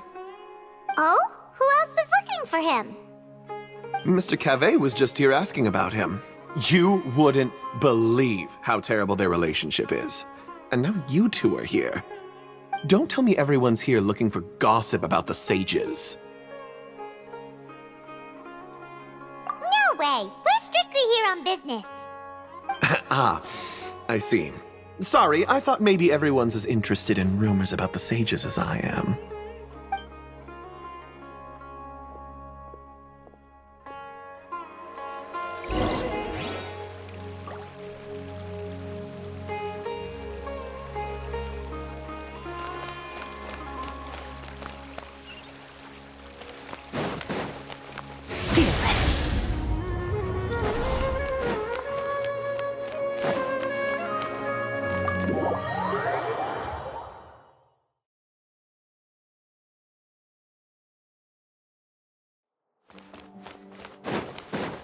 Merciless.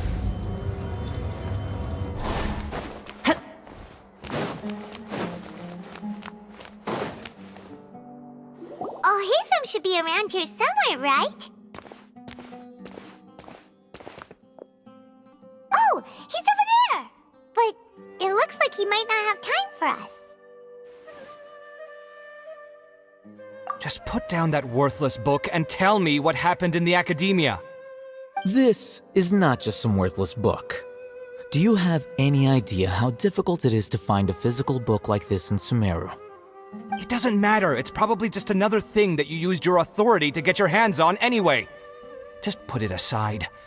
Listen, I came back today only to hear that the sages have disappeared. Oh, you sound surprised. I thought you would already know the inside story. Would I be here asking you if I knew? You're the scribe, not me. So just tell me what you know already. Well, I almost became a sage. Huh? Oh, don't sound too surprised now. You're the renowned Kaveh, light of the Ksharawar. Besides, as a master builder and craftsman, chances are you'll be appointed as a sage too. Why do I feel like you don't really mean it? Huh. What makes you say that? Why would you question my heartfelt sincerity? Maybe it's because you've never said anything good about me before. Yeah, well, I share a similar sentiment, and anyone who knows you as well as I do would surely do the same. Oh, you... See? This is why I hate discussing anything with you. Your ridiculous and arrogant attitude always gets in the way. It seems that you really can't stand my personality. Ha! What was your first clue? Well, then you might as well move out of my house. Are you threatening me? Stooping to a new low, I see. Ugh, and don't change the subject. You, a sage? What a joke. The academia might as well just close tomorrow. Are they having a fight? Forget what's going on with the academia. Haven't you been busy with your construction project? Tell me, when are you going to build yourself a mansion? Don't get me started. I get angry just thinking about it. So, what great building did our master architect work on this time? Like I need to tell you. Keep your nose out of my business. No, I think we deserve to know. Where were you when Sumeru needed you most? I was in the desert for a large project, but considering Haravatat's utter ignorance of architectural and aesthetic matters, you probably wouldn't understand. Which is truly unfortunate. I can only pity the man who doesn't understand the first thing about beauty and romance. Unlike a true... Hold on, wait a second. What do you mean by when Sumeru needed me most? Well, while you were out fiddling around in the desert, many people came together to save Sumeru from a crisis. Ha! And you think I'd believe that? Look, all you really need to know is that Azar and all his accomplices have all been overthrown. Huh? What nonsense are you talking about? It's no skin off my nose if you don't believe me. It's not like my Darshan was the one trying to apply for funding from the Grand Sage. Yours, though, on the other hand... You know what? I'll ask around. I'm sure someone knows what's going on here. You're dead if I find out you're lying to me.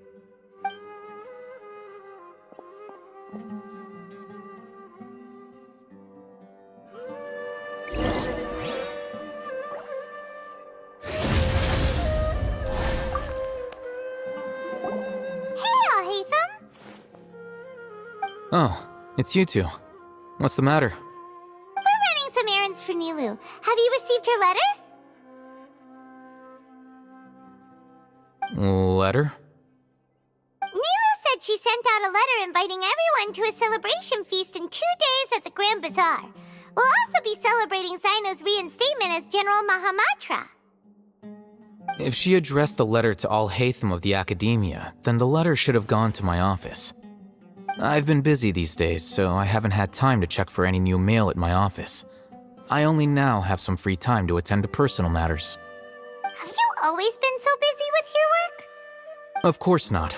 I'm only busy these days because several sages have been dismissed recently and the whole academia was practically turned upside down. Kainari told us they all went to train in the Avidia Forest. Apparently they will spend the rest of their lives there.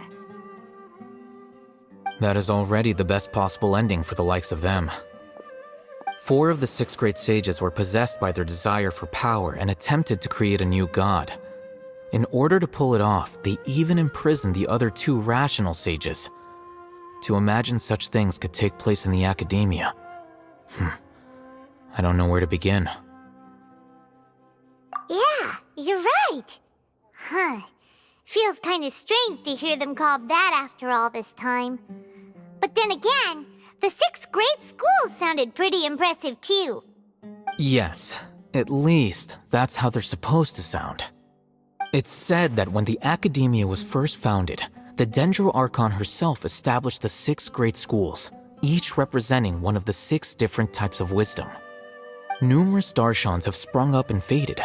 Only the 6 Darshans attaching themselves to the 6 great schools have stood the test of time and obtained permanent seats in the Academia. Now, the 6 Darshans are nearly synonymous with the 6 great schools, and the leaders selected for the schools are the 6 great sages. Among the 6 great sages, there is one central leader, the Grand Sage. Unfortunately, only the sages from Vahumana and Amorta remain now. They were imprisoned for opposing Azar and were only rescued after Azar's downfall. So who's managing things in the other 4 schools now? Do they need to find someone new? Yes. Normally, new sages are selected based on a strict set of criteria. Oh, didn't you just say something about becoming a sage? If they pick you, then we'd have a huge connection in Sumeru.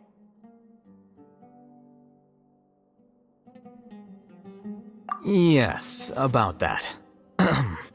You didn't let me finish my sentence. The person in charge of personnel affairs nominated me to be the Grand Sage in place of Azar and help Lesser Lord Kusanali manage the academia. But I refused. Huh? But why? Can't you be a little more ambitious? I'm not even interested in being one of the 6 great sages. Like I said before, I don't like being a leader. Oh, all right. So are you busy these days trying to find others to take the job? That's not my job either. I'm only responsible for handling important affairs within the academia before the new sages take office.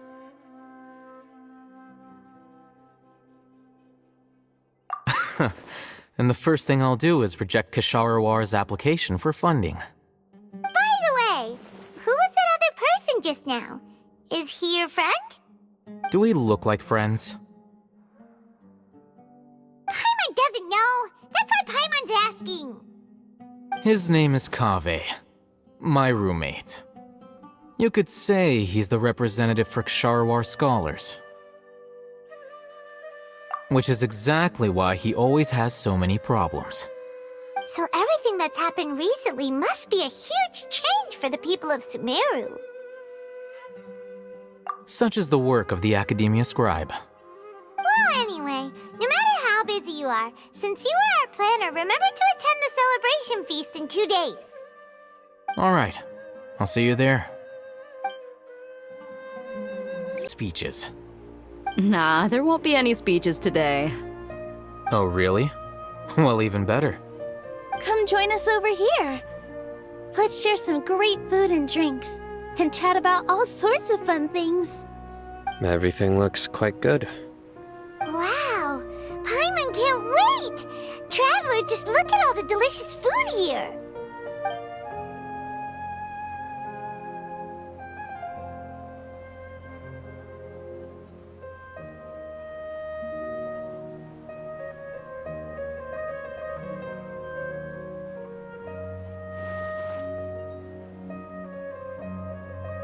Whoa! It's so delicious! Oh, this grilled meat tastes amazing! The food was specially prepared for you by everyone in the Grand Bazaar. And we have gifts that were sent by the residents of Sumeru City when they heard we were holding a feast. Everyone that came said that you saved Sumeru and wanted me to thank you all on their behalf. Ah, feels kinda nice to be seen as a hero. I could get used to this. Being a bodyguard is also a hero's job. You've always been amazing, Dia. My lady sure has a way with words. Thanks. I'm glad to hear it.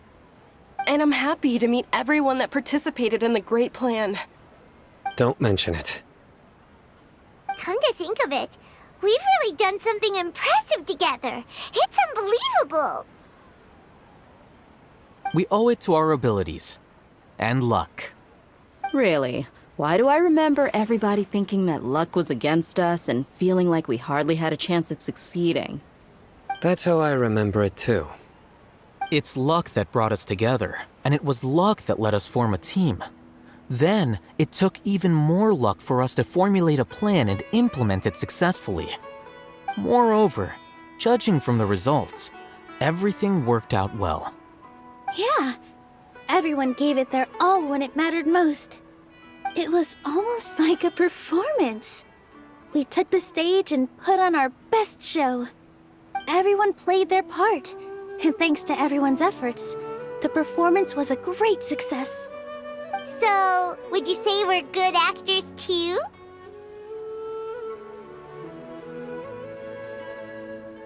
It's such a blessing that Lesser Lord Kusanali was able to return to power at the Academia. Yes!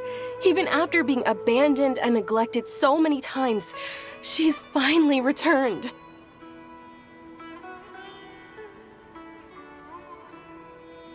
Uh-huh. Lesser Lord Kusanali once used all her power in a great disaster, which resulted in her losing all her wisdom and memories of the past. The Academia basically abandoned her because of it. This should be something everybody should remember. Huh? You look surprised. I didn't say anything wrong, did I? No, everything you said is correct. That's good. Something wrong? Yeah, what's with that face?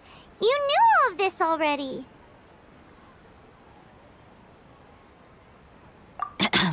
Even if those two giants of the Academia are here, I still have to say it. Those sages really have some nerve. 500 years ago, Lesser Lord Kusanali used all her power for the people of Sumeru, and what did they do in return?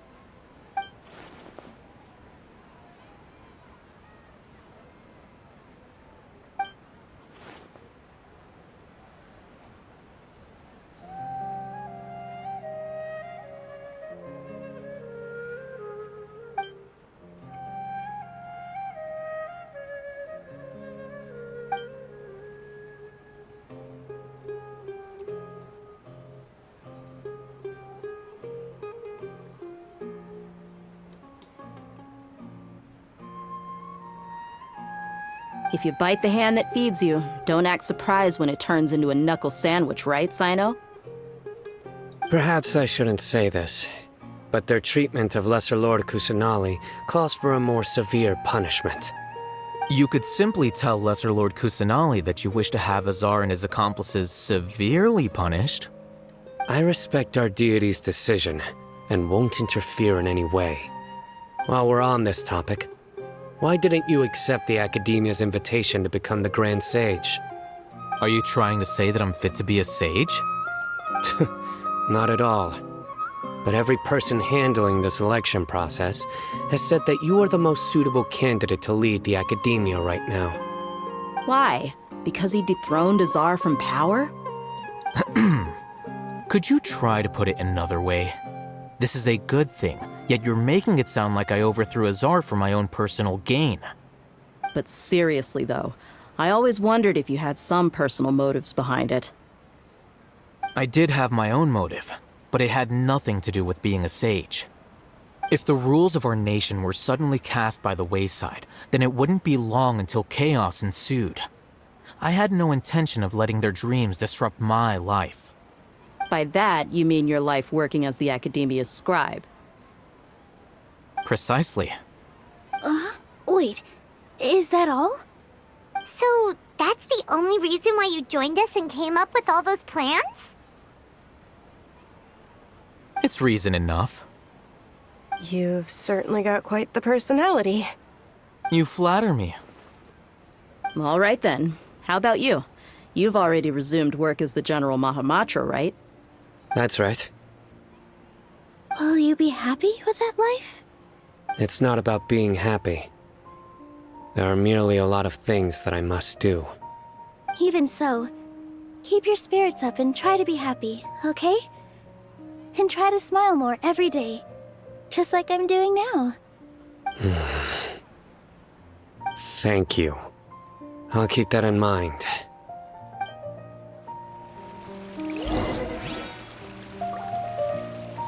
Over individual trials. However, even then, Focalor will still make herself present at just about every trial. It seems that she just likes to immerse herself in that sort of atmosphere. As Archon, she still reserves the right to influence the final verdict.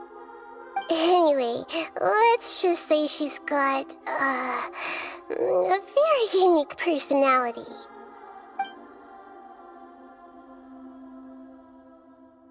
Are you sure? Isn't there something else you haven't asked about yet? Huh? You mean... About your sister. While you were resting at Gandharvaville, I took some time to perform an Irminsul search for information on your sister. Irminsul a repository for all the information and memories of Teyvat? So there shouldn't be anything on him or his sister. This is true in your case. Irminsul indeed does not have any information on you. However, there must be something different about your sister. Because, as it turns out, the world has recorded information on her after all. What? There is only one possible explanation. She belongs to this world.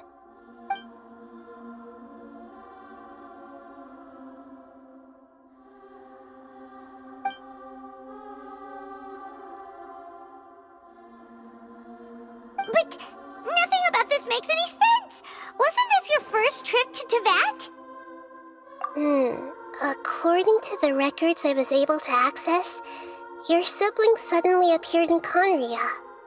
After the Conria disaster, she began her journey through the 7 nations of Teyvat. But just as her journey was about to reach its conclusion, the Irminsul records on her suddenly become fuzzy. What do you mean, fuzzy? Did something happen to her? All I know for sure is that somebody, for reasons only they can know, is deliberately obfuscating her fate. And whoever it is, if they can do that, who knows what else they're capable of. But even that wouldn't explain how she somehow comes from this world.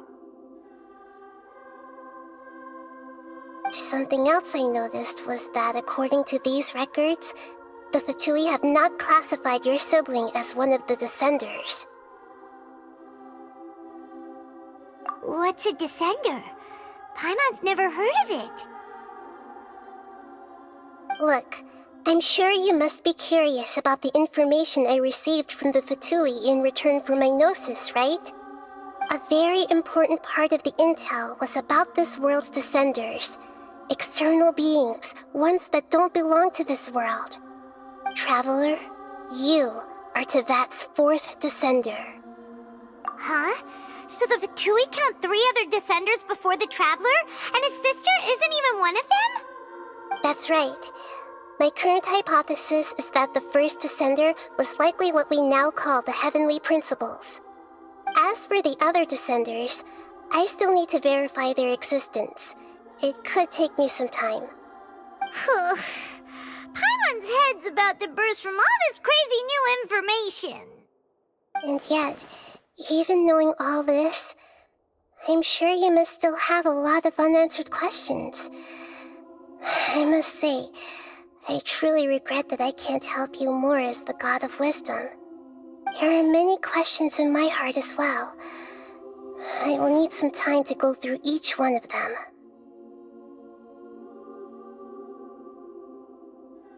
And soon, you'll also begin your journey anew and depart from Sumeru.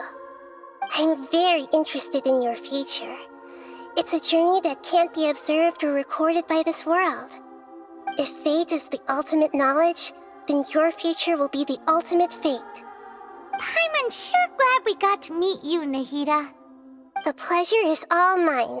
I can't thank you enough. Alright, that's enough talk for today. If you ever miss me, just close your eyes, and maybe I'll appear in your dreams.